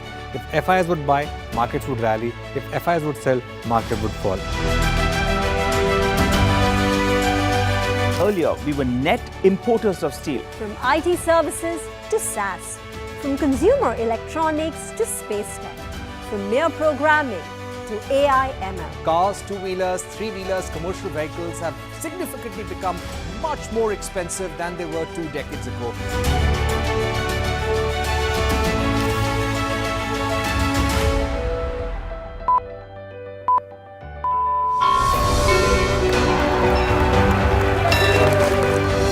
Discounting is high there, but their focus is squarely on the 125cc segment. Now it is contributing 60. Welcome back. Well, the markets are as flat as can be. There's been a fair bit of volatility in today's trading session, but as we speak, it's even Stevens as flat as can be. Well, let's get in Anand Tandon, who joins us on the show. Hi, Anand. Good afternoon and good to see you, Ben. What do you make of Grasim? You know, they came out with this set of numbers last week, and now it's a bigger event because you track for the management commentary as it tries to transform from just a holding company. Bulk of their value comes in from Ultratech. Now they're looking at, making an aggressive foray into paints. What's your view on the stock? It's down close to 2% as we speak. Well, the paint foray has been announced and has been around for a while now. The key issue is that it's not an easy business to enter, and though they have committed a lot of capital in it, I think what will happen is that in the near term, you are likely to see damage to other paint companies in terms of the aggression that Grasim may bring to the table. But you're not likely to see necessarily a corresponding increase in market share for Grasim. So, of course, they will take some amount of market share. But, other people have tried in the past to try and enter the market, and it has been somewhat difficult because the value proposition that you offer to the dealers is something that is a little difficult to beat given where we are already in the market. It is not typically a product which, which is easy to penetrate. So with that kind of caveat, the major value for Grasim will continue to come from the holding that it has in Ultratech and so on. And I don't see that changing anytime soon. So you are really looking at the bulk of the value being driven from there, and then the rest of the businesses that Grasim is in. Therefore, at least for the near term, I think you are really looking at cement, and cement has been a bit waffling because of the simple fact that whenever you increase the prices, the volumes have to contract, and vice versa, and therefore the margins remain somewhat subdued. And that's the same scenario we have seen in the near term. Okay. Got that. Anand, hi, good afternoon. Great to have you with us on the show today. Let's get your thoughts in on power financiers. I was looking at PFC and REC, both the stocks as usual, one more good day, 4.5% up. And this is on the back of some very strong trends, right? I mean, the stocks have rallied 200% in the case of, 276% in the case of PFC in the last 12 months.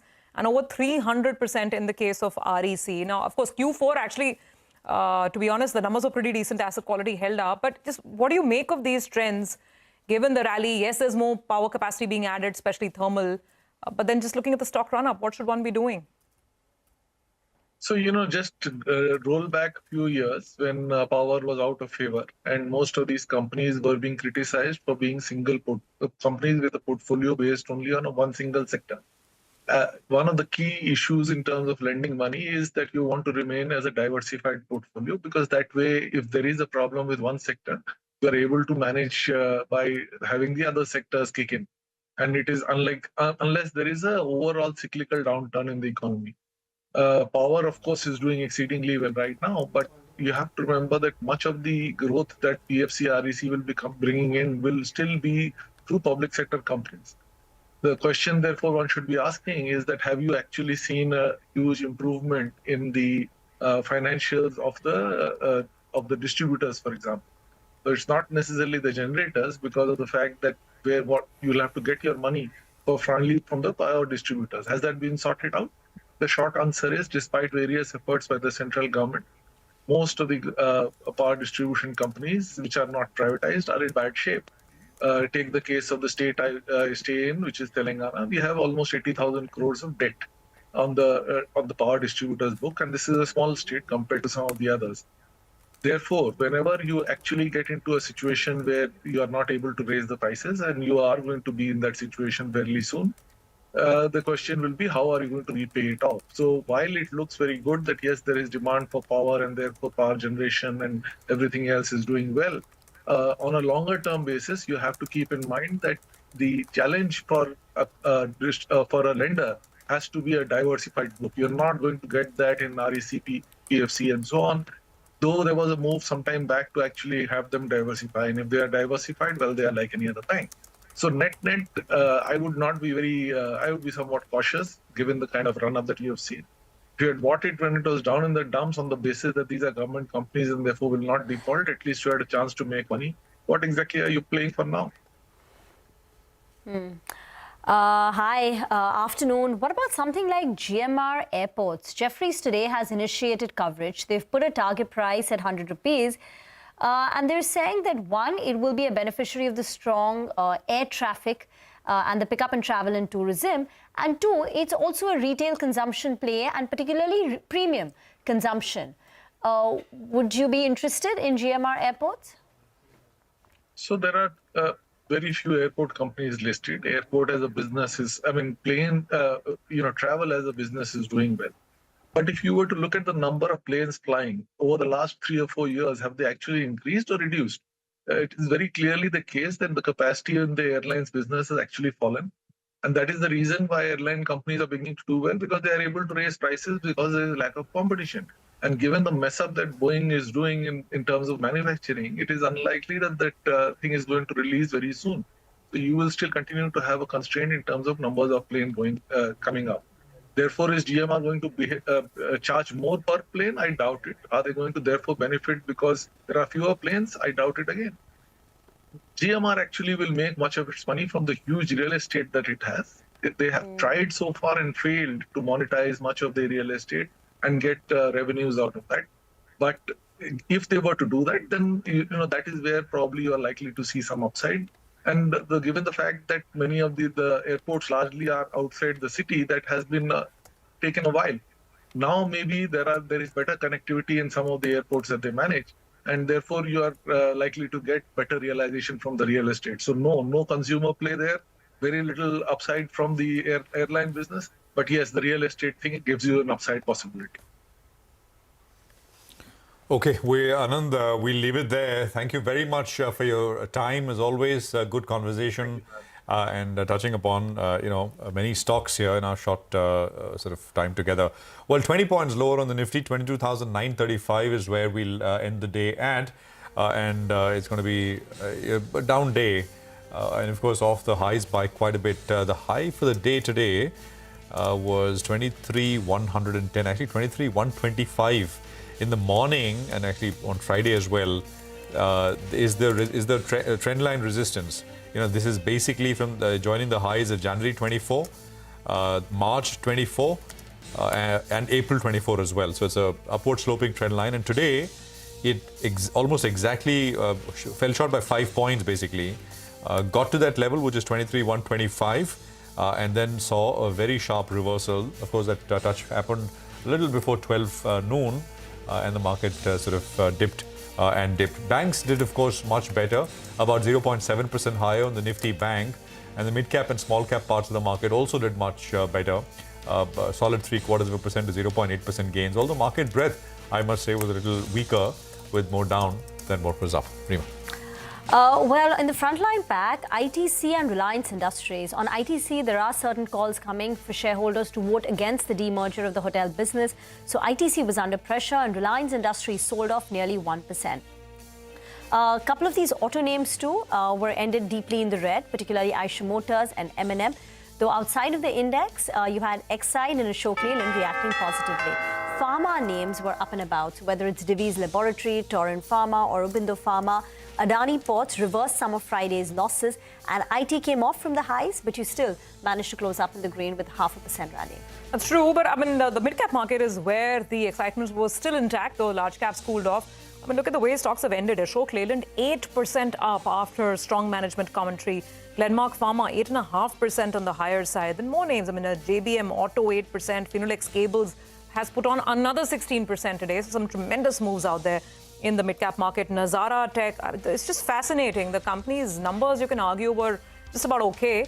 But the management commentary is what the stock latched on to. Company talking about a lot of M&A, a lot of strategic changes, 11% up on Nazara. And then, of course, the PSUs can't end without talking about them. So IOB, UCO Bank, Punjab and Sindh Bank, very strong day for PSU banks, specifically PSU banks, and of course the power financiers as well. So that's the end of play on Monday. The large cap screen fizzling out in terms of the gains, but the mid caps not having a bad day really to end things. With that, we will call it curtains on Closing Bell. Thank you very much for being with us, but don't go anywhere because Markets Forward will take the action ahead.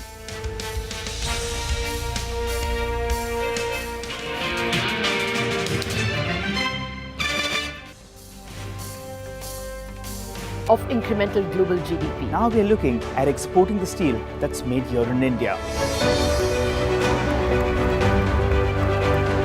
Welcome to the first ever India Business Leader Awards.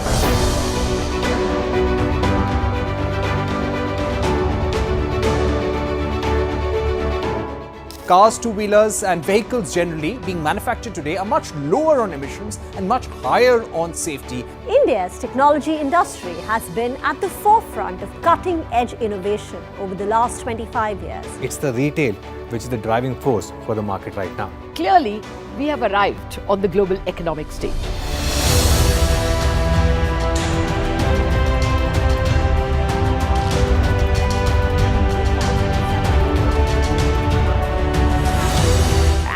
Great way to celebrate our own 25th year with new milestones being achieved on Dalal Street. 21 years of the Nifty from 1,000 to 10,000 today. Sensex and Nifty hit a record high. The Nifty rallying to a record high. We invite you to join us as we persist in leading coverage of the pharmaceutical and healthcare domain, documenting India's expanding expertise in medicines.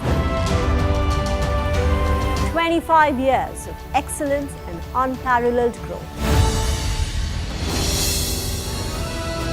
CNBC-TV18, embarking on a quarter century of excellence.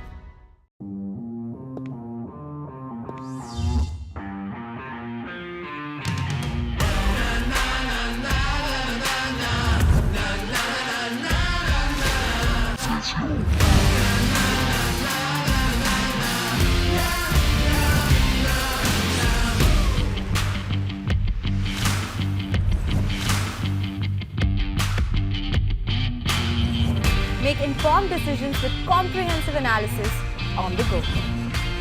Strengthen your portfolio with real-time market updates on the go. Create effective strategies with insightful expert opinions on the go.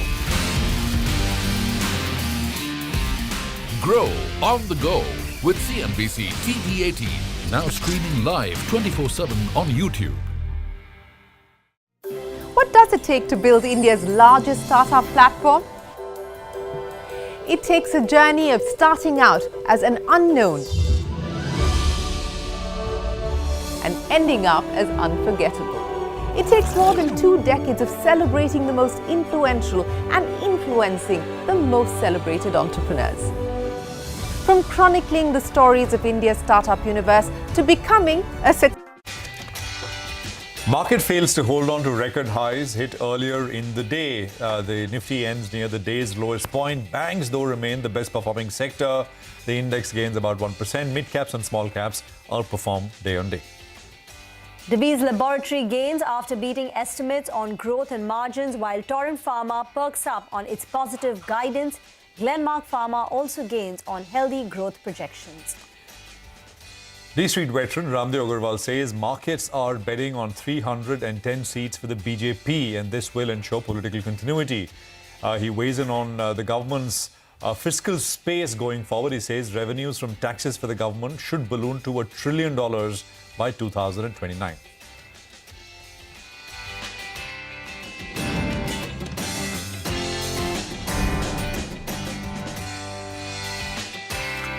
Hello and welcome to a fresh new edition of Markets Forward. It's a new week in the market. Got to a roaring kind of a start, but then it would basically fizzle out. This is, of course, Markets Forward, where we will tell you everything you need to know as we prepare for the next trading session. I'm Prashant. With me, my colleague Reema Tendulkar. Reema, hi. Hi, Prashant, and we're going to be with you for the next 20 minutes as we take you through all the big stories, the big news of the days, the key developments, top corporate voices, and the events to track ahead. But first, the day's market action. In the morning, it was new highs, but then just profit-taking took charge in the last 1 hour. Looks like it, Reema. I think we can just blame it on nerves, election nerves, right? And not more than that, because it's not as if there's anything happening globally. It's all been very much local. The market basically, if you just think about it over the last 1.5 months, earlier, initially after the first two phases, the market got very sort of nervous, right? There was that conversation about turnout, etc. The market sold off a little bit. Then after a few phases, it came back very strongly and swung to the other side, made new highs. And the chatter was that, well, it's of course full majority and whatnot. And I think, as we really now head into the end of this particular long election season and sort of wait for exit poll results on Saturday, I think, it's natural ahead of a big event and the outcome, which of course is only next Tuesday. There will be some nerves. So essentially, I think that's what we saw. The high was made right before 12 noon. That was, of course, and then the market continued to slip, picking up pace at about, 245 or so, 240 or so. Now, banks outperformed, and we basically have been seeing the underperformance. The index has been lagging, but today and over the last couple of days, it's been bridging the gap. On the Nifty, just one point, though, we've been highlighting a resistance on the Nifty.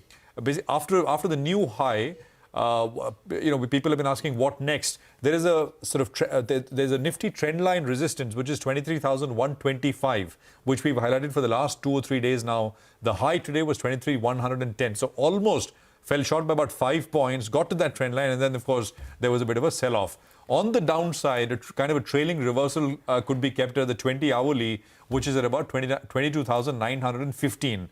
Of course, the low today was below that, but then the market quickly jumped and ended above that particular level. Declines outnumbered advances, not by much, but that's what essentially the day was. Not very much ready to take away, but the fact is that from the day's high, there was a fair bit of a sell-off. Reema.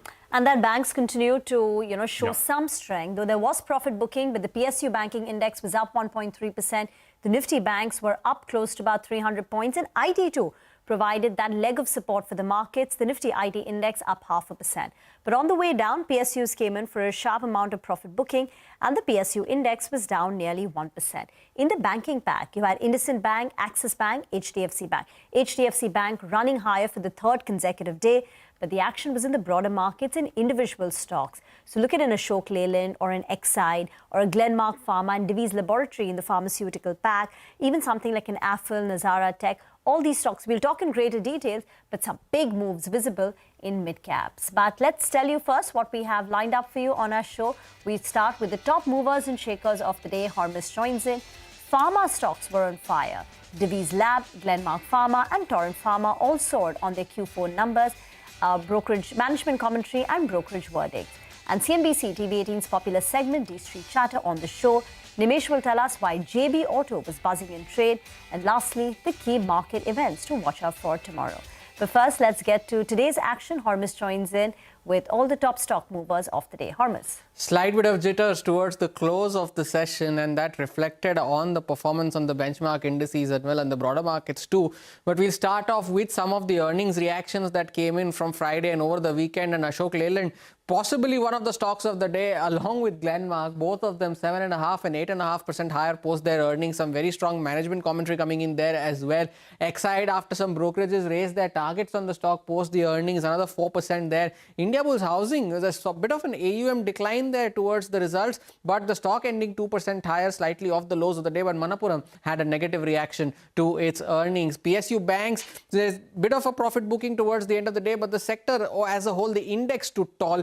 The Indian Overseas Bank, UCO Bank, most of these constituents having very little float in the market, but those stocks ending with gains of anywhere between 3 to 10%. The PSUs in general, the non-banking PSUs saw a bit of profit booking towards the close of the session, but REC and PFC stood tall even in that, both of them ending with gains of 4.5% off the highs of the day, but with gains nonetheless. HPCL was another outperformer in today's session, and BHEL as well having a bit of a negative day in today's session, 2.5% lower. Fertilizer stocks among the other sectors that did well in today's session amidst the broader market sell-off. RCF continues to do well. It was up on Friday as well. Another session of gains today, 164 now on the stock. NFL, Zuari, GNFC, all of them having a good day. And lastly, I wanted to highlight Coforge within the mid-cap IT space. It is up for the 12th day in a row today, and that is the longest winning streak on record that the stock has seen, and is up 23% in 2 sessions, still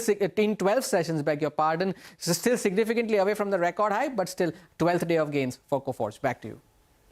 All right, Harmus, thanks very much for that. So lots happening as far as single stocks are concerned. But let's get you some sort of views now, and we are now joined by Ruchit Jain, who's with us. Look at technicals. Anand Tandon is with us on the fundamentals as well. Gentlemen, good afternoon. Good to have both of you here. Ruchit, just price action first. A quick word on the Nifty, Bank Nifty, and how is risk reward looking near term? Yeah, hi. Very good afternoon, Prashant. Very good afternoon, Rima. Well, there are two things. One is trend and second is momentum. If you talk about the trend, then there is no doubt that the trend for the market remains positive. But from a momentum perspective, I think the markets have seen a decent run up in last 10-12 days. It is around the higher end of a channel of 23,100, which is the resistance, and hence we would witness some higher volatility, which clearly can be seen by rising VIX as well. But it's better to trade in the direction of the trend. Levels wise on the Nifty, 23,000 call and put in derivative segment have decent open interest, both of them, which indicates that straddle has been written over there. And if we take combined premium of those, then that comes around 250-260 rupees, which means that 22,750 would be a support. And 40-hour exponential moving average is also around 22,770. So around 22,750 to 800, one can expect a decent support base getting formed. So in case in tomorrow's trading session, if we get any dip towards that 22,750, 22,850, I think that would be a good opportunity to take fresh long. So better to trade in the direction of the trend. Bank Nifty looks quite solid because a catch-up move has been seen over there in last 2-3 trading sessions, still away from its previous all-time high, and we think that before the elections outcome itself, we could see a new high getting formed in the Bank Nifty as well. Okay, fair enough.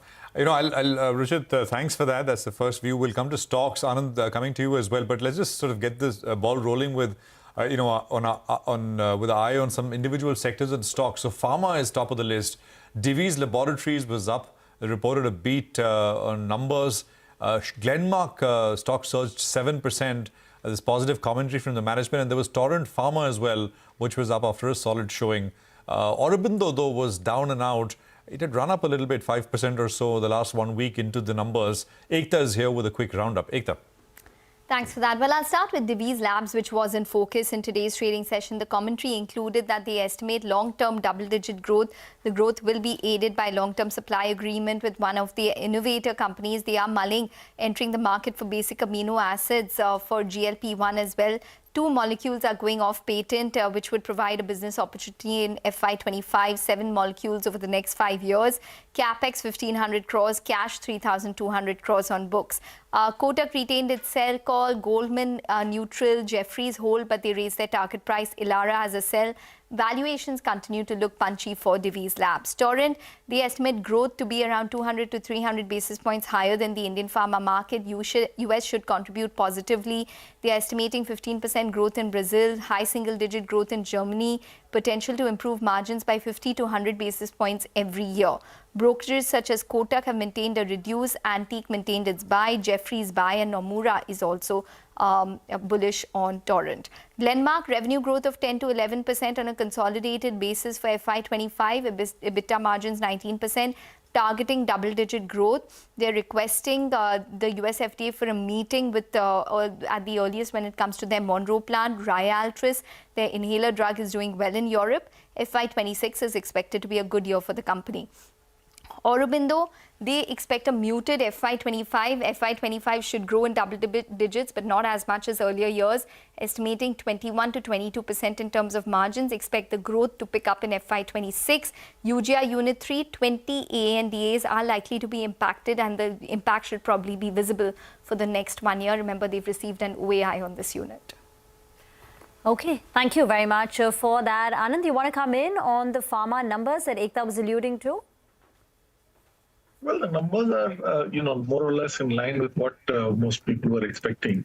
There are, marginal surprises here and there, but not anything great. I think, you are still looking at a growth which is somewhat muted. Most of the companies are likely to report single-digit kind of profit growth going into the next year, or at best mild double-digit. Of course, the outlook for the business has definitely improved, and given the fact that this has been a sector that has not been a roaring outperformer, unlike many of the others, it perhaps gives you some space on the upside. But overall, if you were to look at individual stock valuations, you'll still be finding it challenging to buy most of them. Ruchit, any thoughts on either a Glenmark or a Divi's Laboratory where there was some momentum in today's trading session? The price volume action seems quite positive in Glenmark Pharma, although even Divi's has seen a good up move, but the follow-up move was quite strong if you do comparative analysis in both the names. Previous highs of 1100 has been surpassed, so there's a potential of further up move in Glenmark from current levels, and over short to medium term, the all-time highs, previous all-time highs were around 1240. So there is a potential for the stock to test that 1200, 1240 kind of levels in the near term. Let's talk about the auto space, right? Two names really stood out. One is, of course, battery maker Exide. It's done phenomenally well this year, some 50% up. But Ashok Leyland was the other one, 7%. And we had the management with us earlier today. Sonia is here with a roundup of both these numbers and what the commentary looked like. Sonia. Well, thanks a lot for that. As you rightly pointed out, both stocks did really well today. Exide has had a dream run this year. It's hit a 52-week high. The stock is up 55% in 2024, and there are multiple brokerage upgrades that have come through. Nomura has a buy, raised the target price. Morgan Stanley has raised their target price. JP Morgan raised it as well, and so did Investec. Now, why are brokerages so bullish on Exide? Because of multiple reasons. One is the core lead acid business is doing very well because of a pickup in the auto replacement cycle and an improving industrial demand. The EV scale-up is also on track. The auto recovery and an infra push is something that will drive growth going forward, while the lithium-ion investments are also on track. The valuations of the company remain quite attractive as far as the stock is concerned, and margin improvement and scale-up of new energy business remains on track. The other big positive is that EBITDA margins have come in at 13%, driven by a supportive raw material, improved mix and cost optimization as well. Now, Ashok Leyland has also hit a fresh 52-week high. It was up 7% today. The stock is up 20% in 2024. A lot of brokerages are positive. Citi has raised their target price. Jefferies has raised their target price to 205 as well. The reason for bullish views is a sharp gross margin expansion in Q4. And the management commentary was very confident. They spoke about how demand is improving, how the bus market is seeing very good demand and their market share has gone up over there, and how the momentum in the commercial vehicle sector will improve going forward. Back to you. Thank you very much for that, Anand. Ashok Leyland sounded a lot more bullish on the CV cycle on demand compared to what Tata Motors had to say. And plus, as Sonia was pointing out, valuations are pretty okay, and there is scope for margin improvement. Even the management is guiding for an improvement in margins going ahead. Do you like Ashok Leyland or not quite? Well, I mean, there is a story there, at least, as you mentioned, as Sonia was mentioning, there is also the bus angle in Ashok Leyland, which is doing quite well. And more importantly, they seem to be the only game in town. Most of the others are not able to deliver or haven't got the technology right. So that remains one of the key areas. And given the fact that, you are looking at replacement from government, especially for state road transports and so on, because of the central government initiatives, that will certainly help to boost demand. The CV side, to me, looks a little less exciting. It is somewhat muted, I think, in terms of volume. We are still looking at very low single-digit kind of growth. But I think Ashok Leyland will continue to gain market share compared to the competition. So from both perspectives, the new areas as well as the traditional ones, among the bus manufacturers and the heavy vehicle manufacturers, I think Ashok Leyland is well positioned. Got it. Ruchit, Exide specifically, any thoughts? Well, the stock has seen price up move supported by very good volumes in the month of April. Then a bit of consolidation of couple of weeks where the momentum readings got cooled off from the overbought zone. Now, since it is trading at all-time high, previous corrections, retracements generally gives us target projections and which are coming around 590, quite high from current levels also. So I think the stock has still good potential around. If one is looking from a bit mid-term perspective, then one can expect levels around 590 to 600. And Ashok Leyland, Ruchit? Ashok Leyland, Ruchit? Yeah, Ashok Leyland also has given a breakout from a consolidation phase. In fact, we have seen that when the entire auto space was doing well, Ashok Leyland was broadly into a consolidation phase till the month of April. Post-April, we witnessed that breakout supported by very high volumes. And I think the retracements give us a potential targets around 245 in the short term. So if one is holding any long positions in the stock and from a near-term trading perspective also, then one should continue to ride this trend for potential targets around 245. Anand, we've spoken about these defense, shipbuilding stocks, in the past as well. But look at the way the market is reacting to Cochin Shipyard. Yes, the numbers are strong. The company's reported margins of 22% versus a loss in the comparable quarter of last year. But even after a 700% return in 1 year, the stock continues to gain ground. So do you think as long as the numbers look good, the stock can keep riding higher? Well, I mean, there is nothing to prevent it from going up. But the fact of the matter is that, are you going to be able to make a projection which justifies the kind of valuation that some of these companies have made, and the assumptions you have to make for the buyer and the kind of market that presents. So there is no doubt that for the near term, government has given out enough orders and more for many of these companies to do very well. But the question is that there is a limit to how much India can invest in defense, given the other demands that are there. And oftentimes, what you find is that these demand parameters get shifted in terms of when the government is able to pay. For now, I think defense is on a solid footing. There is no question.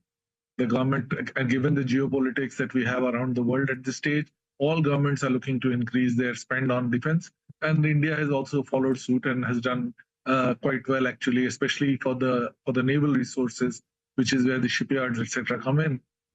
There is already a high level of indigenization, and we will need to increase our fleet given the threats we have from the neighbors. So yes, you will look at a consistent increase in the sales, but there is a capacity constraint that is there as well. So beyond a point, valuations just don't justify even when you have a very high order book. It's not like you can suddenly double your output, and the output will remain a constraint. So I think at some stage you'll have to take a call. I think the valuations are already looking stretched for most of these players, but given the kind of retail interest that is there in the stock market at this point, it's difficult to put a cap and say that, it won't go beyond this. Prudent money would start to take money off the table. The orders have come in. It's now about execution, as you said, over the next couple of years. Actually, for most defense companies. Gentlemen, good to speak with both of you. Anand and Ruchit, thank you for joining us here on Markets Forward. Thanks for your time. We'll, just tell you what we heard from corporates that joined us through the course of the day on the program today. So I'll start with Ashok Leyland, which of course reported a strong quarterly earnings set. Management told us that FY24 was of course excellent for the CV sector, but they don't see a drop in volumes in FY25. They actually said that, April has begun on a pretty good note. In April, they saw, a 10% growth. May is also looking pretty decent. That's the reason why, as against expectations of a bit of a slowdown, it could be a decent year. They're also, of course, targeting mid-teen EBITDA margins over the medium term. The focus also is now going to be on strategic financing and potential M&A going into the future. We also chatted with the management of DLF. The real estate player has major plans to launch another super luxury project, or Lux 5 as they call it, at the Golf Course Road in Gurugram with a sales potential of 20,000 crore rupees. They've given a pre-sales guidance of 17,000 crore for FY25, of which Lux 5 accounts for only 3,000 crore. The management added that the Mumbai project in Andheri can have a total saleable area of 5 million square feet. Okay, there's DLF. Suzlon was the other company that we had on the program. The company expects the total installation, wind power installation in the country to be to the tune of between 4.5 to 5 gigawatts in FY25. This is against a total all India installation of 3.5 gigawatts in FY24. The management told us that the company's market share in all of this remains around the 30% level. They said that the order pipeline provides strong revenue visibility for the foreseeable future. And Nazara Tech management is guiding for a double-digit revenue growth and 100 basis points margin expansion next year. They're also eyeing acquisitions. They told us they have a robust M&A pipeline. Today, there was also a large block deal where the promoters sold 6.3% stake to Plutus Wealth Management. The management said with this, the promoter's stake falls to a little more than 10%, and they also clarified that they have no further plans to sell stake. Okay, well, with that, it's time for a quick commercial break. We come back with a popular segment, D Street Chatter, some of the stocks that you need to watch out for, and we'll tell you the events to watch out for as we come back tomorrow. Stay with us.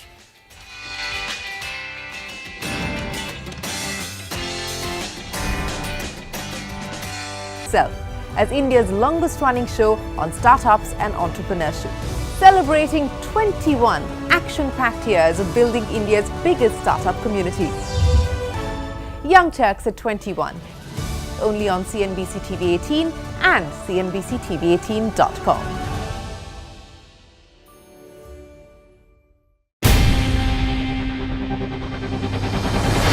CNBC-TV18's most comprehensive and award-winning news show, India Business Hour, drops first on YouTube. So get the first access to the most influential architects of policies and politics, the key newsmakers of the day. Discover the big themes as we decode the business of markets, macros, and more. Be the first to go to the heart of all the top stories that drive the day's agenda. Catch the award-winning India Business Hour live every night on YouTube with me, Shireen Bhat.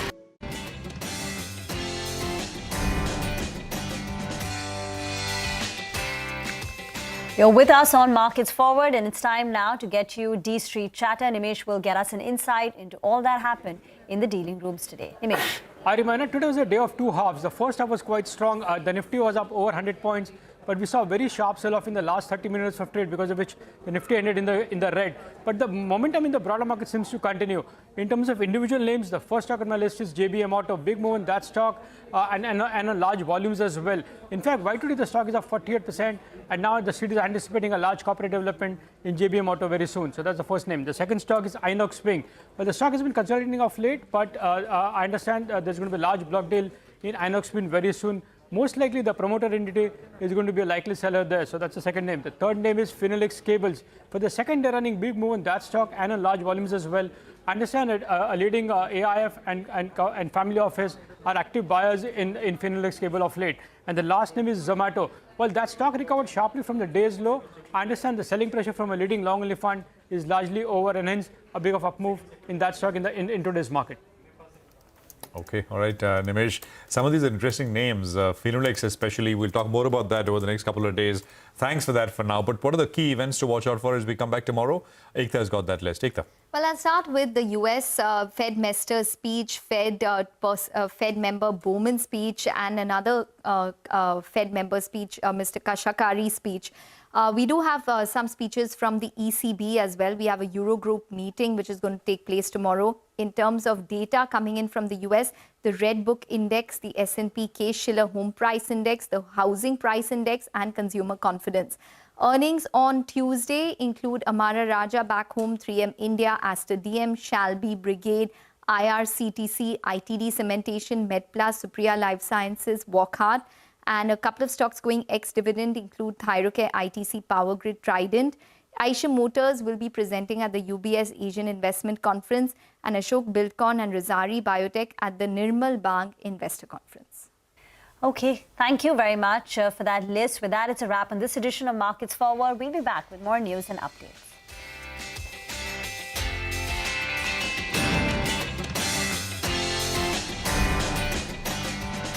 India Business Hour live on YouTube at CNBC-TV18 weeknights at 7 p.m.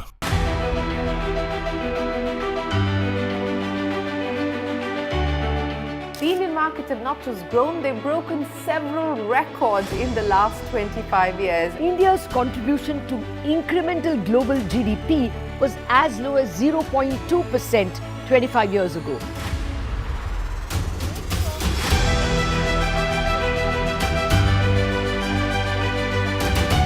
Over the last 25 years, CNBC-TV18 has closely followed the remarkable ascent of India's pharmaceutical sector. There was a time 25 years back that it was all about the FIIs. If FIIs would buy, markets would rally. If FIIs would sell, market would fall. Earlier, we were net importers of steel. From IT services to SaaS, from consumer electronics to space tech, from mere programming to AI ML. Cars, two-wheelers, three-wheelers, commercial vehicles have significantly become much more expensive than they were 2 decades ago.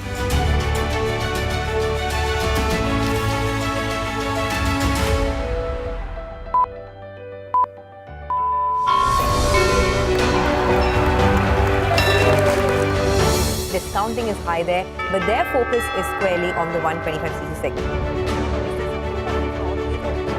Now it is contributing 16% of incremental global GDP. Now we are looking at exporting the steel that's made here in India. Welcome to the first ever India Business Leader Awards.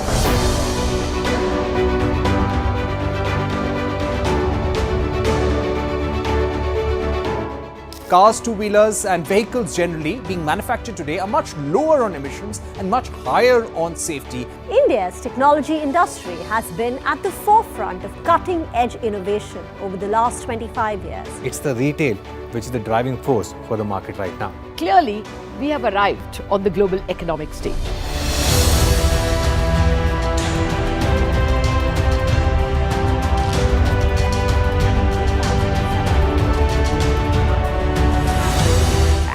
Great way to celebrate our own 25th year with new milestones being achieved on Dalal Street. 21 years of the Nifty from 1,000 to 10,000 today. Sensex and Nifty hit a record high. The Nifty rallying to a record high. We invite you to join us as we persist in leading coverage of the pharmaceutical and healthcare domain, documenting India's expanding expertise in medicines. 25 years of excellence and unparalleled growth. CNBC-TV18 embarking on a quarter century of excellence.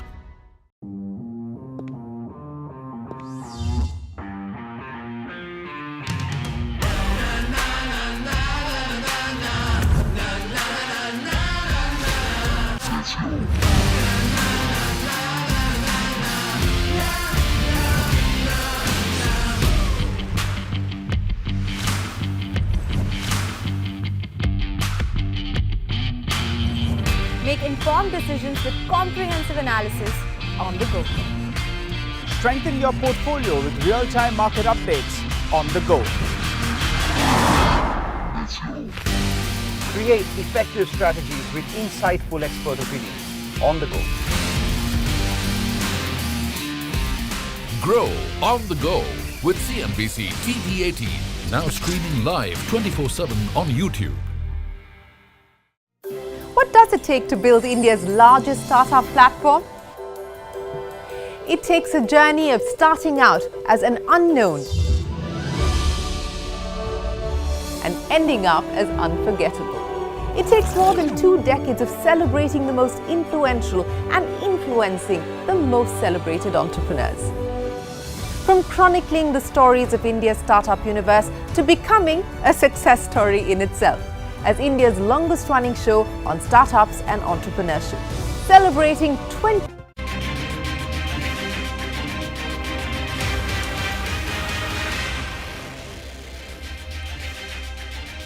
Hello and welcome to Business 360. I'm Shireen Bhan. The headlines that we're tracking for you this evening. Markets retreat off record highs as last hour's selling in financial stocks weighs on sentiment. The Sensex and the Nifty slip 1% from record highs, closing flat. Goldman Sachs upgrades India's GDP forecast for 2024 to 6.7%, expects RBI to cut rates only after October this year. Timothy Moe says India's fundamentals are positive in the long term, even as he admits that valuations are at their upper limit.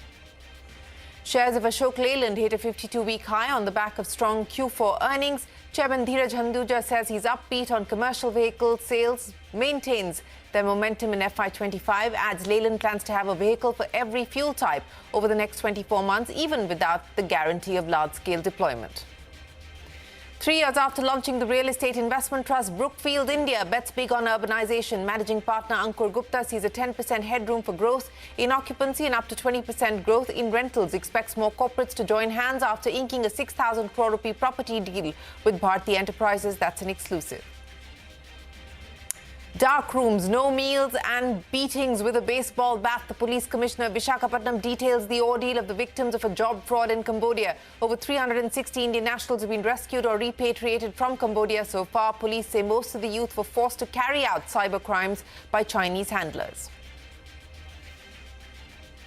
Israel responds to Hamas launching a barrage of rockets into Tel Aviv with an airstrike on Rafah that kills at least 35 people. Israel claims it struck a Hamas compound with precision but admits that civilians were wounded. The action comes less than 24 hours before ceasefire and hostage talks were set to resume. 6 newborns have been declared dead in a fire at a Delhi private hospital on Saturday night. Investigations reveal the hospital had been operating without a valid license for over 2 months and did not meet fire safety regulations. 3 people arrested, 6 officials suspended for negligence after a gaming arcade in Rajkot went up in flames, killing 33 people. The Gujarat High Court takes suo motu cognizance of the case, takes the municipal body and the state government to task. Cyclone Remal leaves a trail of destruction as it tears through coastal West Bengal and parts of neighbouring Bangladesh. At least 3 people reported dead. Heavy rain spanned Kolkata and adjacent areas. Suburban train services impacted.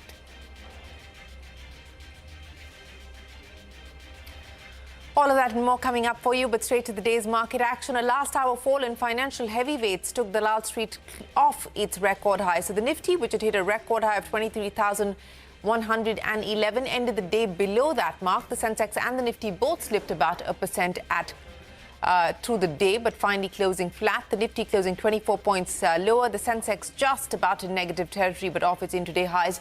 ICICI Bank down but just about flat, and Nifty Midcap closed in positive territory today, outperforming the blue chips. Prashant is standing by now to take us through the detailed market action. Prashant, late last hour selling? For most part of the day, the market continued where it had left off on Friday and, of course, the day prior to that as well. So almost in cruise control till it hit a bit of an air pocket mid-afternoon. I mean, the high was made right before 12 noon and then selling accelerated in the last hour, last 45 minutes of trade. The Nifty, of course, on your screen, ending flattish, slightly lower. But, of course, I mean, from the day's high, it's a bit of a disappointing day. Nifty Bank ended 0.5% higher, but here also there was a fair bit of give back, almost 1% from the day's highest point. Nifty Bank, of course, has been lagging, but over the last couple of days, has been trying to make up to what the Nifty has already done. Mid caps and small caps, much steadier close, about 0.75% to 0.8% higher on the day. Now, large caps and what really happened. So I'll start with what was up. Divi's Laboratories, decent day. Actually, Pharma and some of these earnings reactions did well. Indusen, Axis, Adani Ports, LTI, Mindtree were some of the names which participated well. On the downside, Adani Enterprises, it's of course done about 20% quickly coming into this week. So that pulled back a bit. Wipro and Grasim were some of the other names which lost. In the broader market, more declines than, again, as about 1,500 stocks down compared to about 1,000 stocks which were higher. And these are some of the volume-led ones. So what was down? PNC Infra, Reliance Power, Techno Electric, EIH Hotel, Voltam pulled back a little bit, Kolte Patil, Taj GVK and Cello were some of the names which were down. And what was up was Ashok Leyland. Decent guidance for F525 is against a flattish kind of growth expectation. REC did well. Phenolix Cables, 40% in 3 days now on this one. Astra Micro, Indian Overseas Bank and Glenmark were some of the names which were up and about. There's 4 days to go as far as the exit polls are concerned, and of course a few more to the final election results, which is next Tuesday, and markets factoring in a bit of volatility on a day-to-day basis. Back to you. Yes, volatility indeed. Prashant, many thanks for joining us and staying with the markets. Goldman Sachs upgrading India's 2024 growth forecast by 10 basis points to 6.7%. In its latest report, Goldman expects the Reserve Bank to cut rates only after October this year. Speaking with CNBC, Timothy Moe said India's fundamentals are positive in the long term, but adding that valuations are at their upper limit. Take a look. The continuing debate in the market, which we hear from all sorts of investors, is the very positive view of the longer-term fundamentals versus the valuation in the market. That's the obvious debate. The market's trading about 22 times earnings, and that's at the high end of its range. We think it deserves a high rating, but maybe that's a bit, too much. But our point is that the underlying strong earnings growth, which we think will be coming in about 16% this year and next, which compares very favorably with most other major large emerging markets or developed markets globally, is still sufficient to carry the day. And if I may just make two additional points. One is that notwithstanding all these concerns and uncertainty about the election and so forth, India quietly is up 6% in the first quarter and another 6% second quarter to date, giving it about 12% U.S. dollar returns for the year, which is only second to Taiwan in terms of the pecking order of returns, even above Japan and above China. China sort of was above that and has pulled back a little bit. So India's been kind of, slow but steady, doing well. And the second point I'd make is that foreigners have actually been net sellers. India has had the biggest outflows year to date. You've had about 32 billion net foreign buying in Japan year to date, -3 in India. You've got like sort of plus 16 in Korea and about 32 from the southbound coming into Hong Kong. So notwithstanding the foreign selling, you've seen the Indian market do well. Why? Because the Indian retail investor is continuing to put money into the market.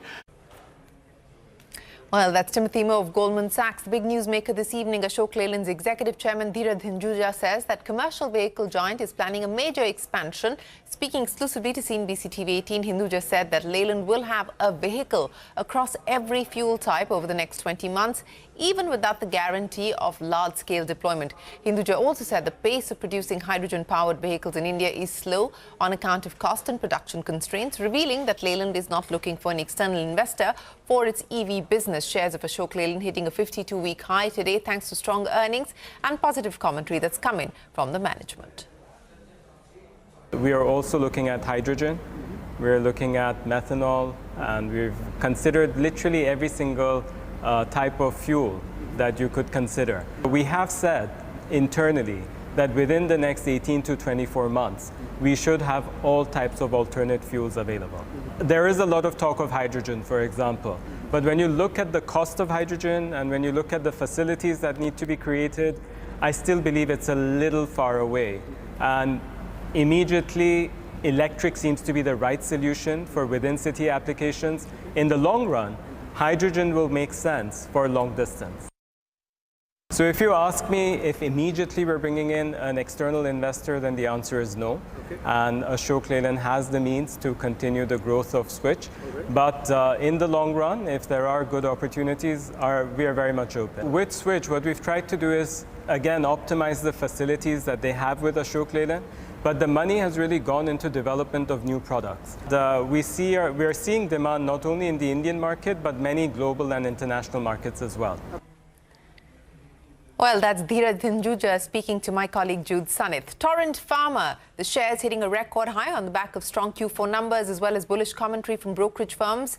The company beat estimates on all fronts. Revenues up 10%, margins expanded to 32%, while profits were up 57% on a yearly basis. Torrent Pharma's management is optimistic about its growth prospects and expects to maintain double-digit growth in India and Brazil for FY25. And more pharma earnings. Divi's Labs gained close to 4%, was the top Nifty gainer after reporting a strong set in Q4. The firm beat estimates on all parameters, margins coming in at over 31%.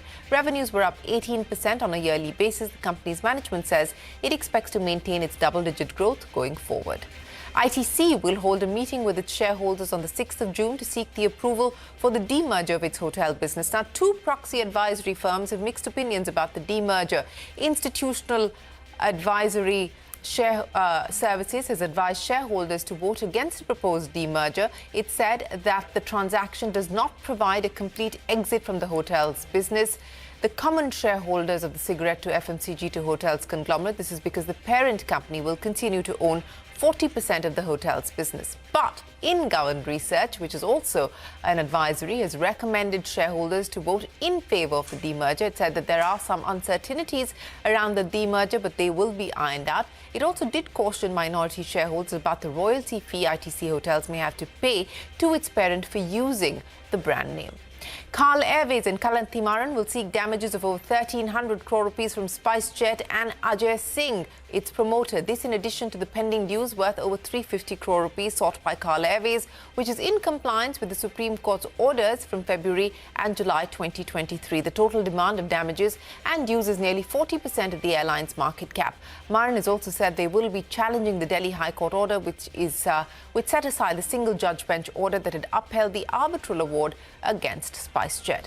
India's food regulator has intensified its crackdown on contamination and adulteration of food items. Sources have told us the FSSAI has written to all states and union territories urging them to step up vigil and conduct raids and checks. The checks entail regular surveillance and legal inspections, sampling and testing of food products to detect potential contaminants or adulterants. Now, as per sources, states will have to give a daily report on their enforcement actions and raids to the regulator.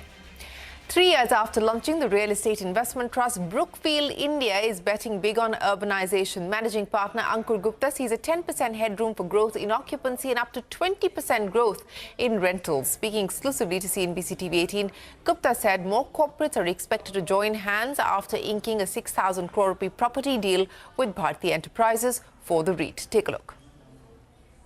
As far as the REIT is concerned today, the leasing has been, we've achieved 40% of our next 18-month guidance. And I would say that we should beat that guidance now. Two parts are important. We don't only manage for occupancy, manage for overall return, which is we have to keep making sure that our headroom rental growth that we have is also achieved, because that creates outsized returns for our investors and to our own capital. So I would assume that these assets that we have used to run at 95-97% occupancy, and today we are in the mid-80s. So there's a 10% headroom to grow in terms of occupancy levels and a 17 to 20% headroom to grow on rentals. Well, that's Brookfield on their plans for India. On to a CNBC-TV18 special report. Dark rooms, no meals and daily thrashing. This was the ordeal faced by thousands of Indian victims of a jobs fraud in Cambodia. Over 360 Indian nationals have been rescued or repatriated from Cambodia so far. This after the Indian embassy intervened. These youngsters say that they paid around 1.5 lakh rupees to a local agent for a data entry job and went to Cambodia. As many as 150 of these people from the port city of Visakhapatnam in Andhra Pradesh. The police commissioner of the city spoke exclusively to CNBC-TV18 on the modus operandi of the fraudsters. All the victims were coerced to carry out cyber crimes and Ponzi schemes by the handlers, who are suspected to be of Chinese origin. On your screens are exclusive visuals accessed by CNBC-TV18, which show the place where some of these victims worked in Cambodia. At first glance, it looks like any other corporate office, but the victims say that soon after they landed, their passports were seized and they were forced to carry out cyber crimes. Speaking to CNBC-TV18's Parikshit Tutra, the police commissioner of Visakhapatnam recounted the torture suffered by these victims. We must warn you that this report contains some disturbing visuals. Viewer discretion is advised. देखिए मेरा पूरा ये पैर वैर का जो है इस पर पता नहीं कहाँ मारा है, सब पूरा खून निकल रहा है। ठीक है, ये देखिए मेरा ये उंगली टूट गया है, गामछा फाड़ के बांधा हूँ। They were either beaten up with the baseball bats, confined to the dark rooms, or deprived of food for days together. That if they do really well and they're able to, generate a lot of money for these Chinese companies. In that case, they even celebrate all that, and we have got the visual videos of the celebrations and the parties. The primary ownership of all these companies is with the Chinese. We've got the visuals, videos of the Chinese guys, and they are all identifying them as Chinese. Under them are the Cambodians. Yes, it is a fact that they were all tortured if they were not able to perform very well, in the sense, the scams that were being organized on the Indians. Primarily the FedEx scam, then the stock market exchange frauds, coupled with the online job offers fraud, and then the tri-scam. Latest one is the tri-scam, Telecom Regulatory Authority of India scam, and then honey traps also have been reported. So if a person is not able to perform well, then accordingly he is subjected to various kinds of torture. This is the confessional statement given by the victims who have come from there. They were either beaten up with the baseball bats, confined to the dark rooms, or deprived of food for days together. And again, they are given training. And if they are not able to catch up, then in that case, if they do well, a shade better than what they were earlier, then they give them one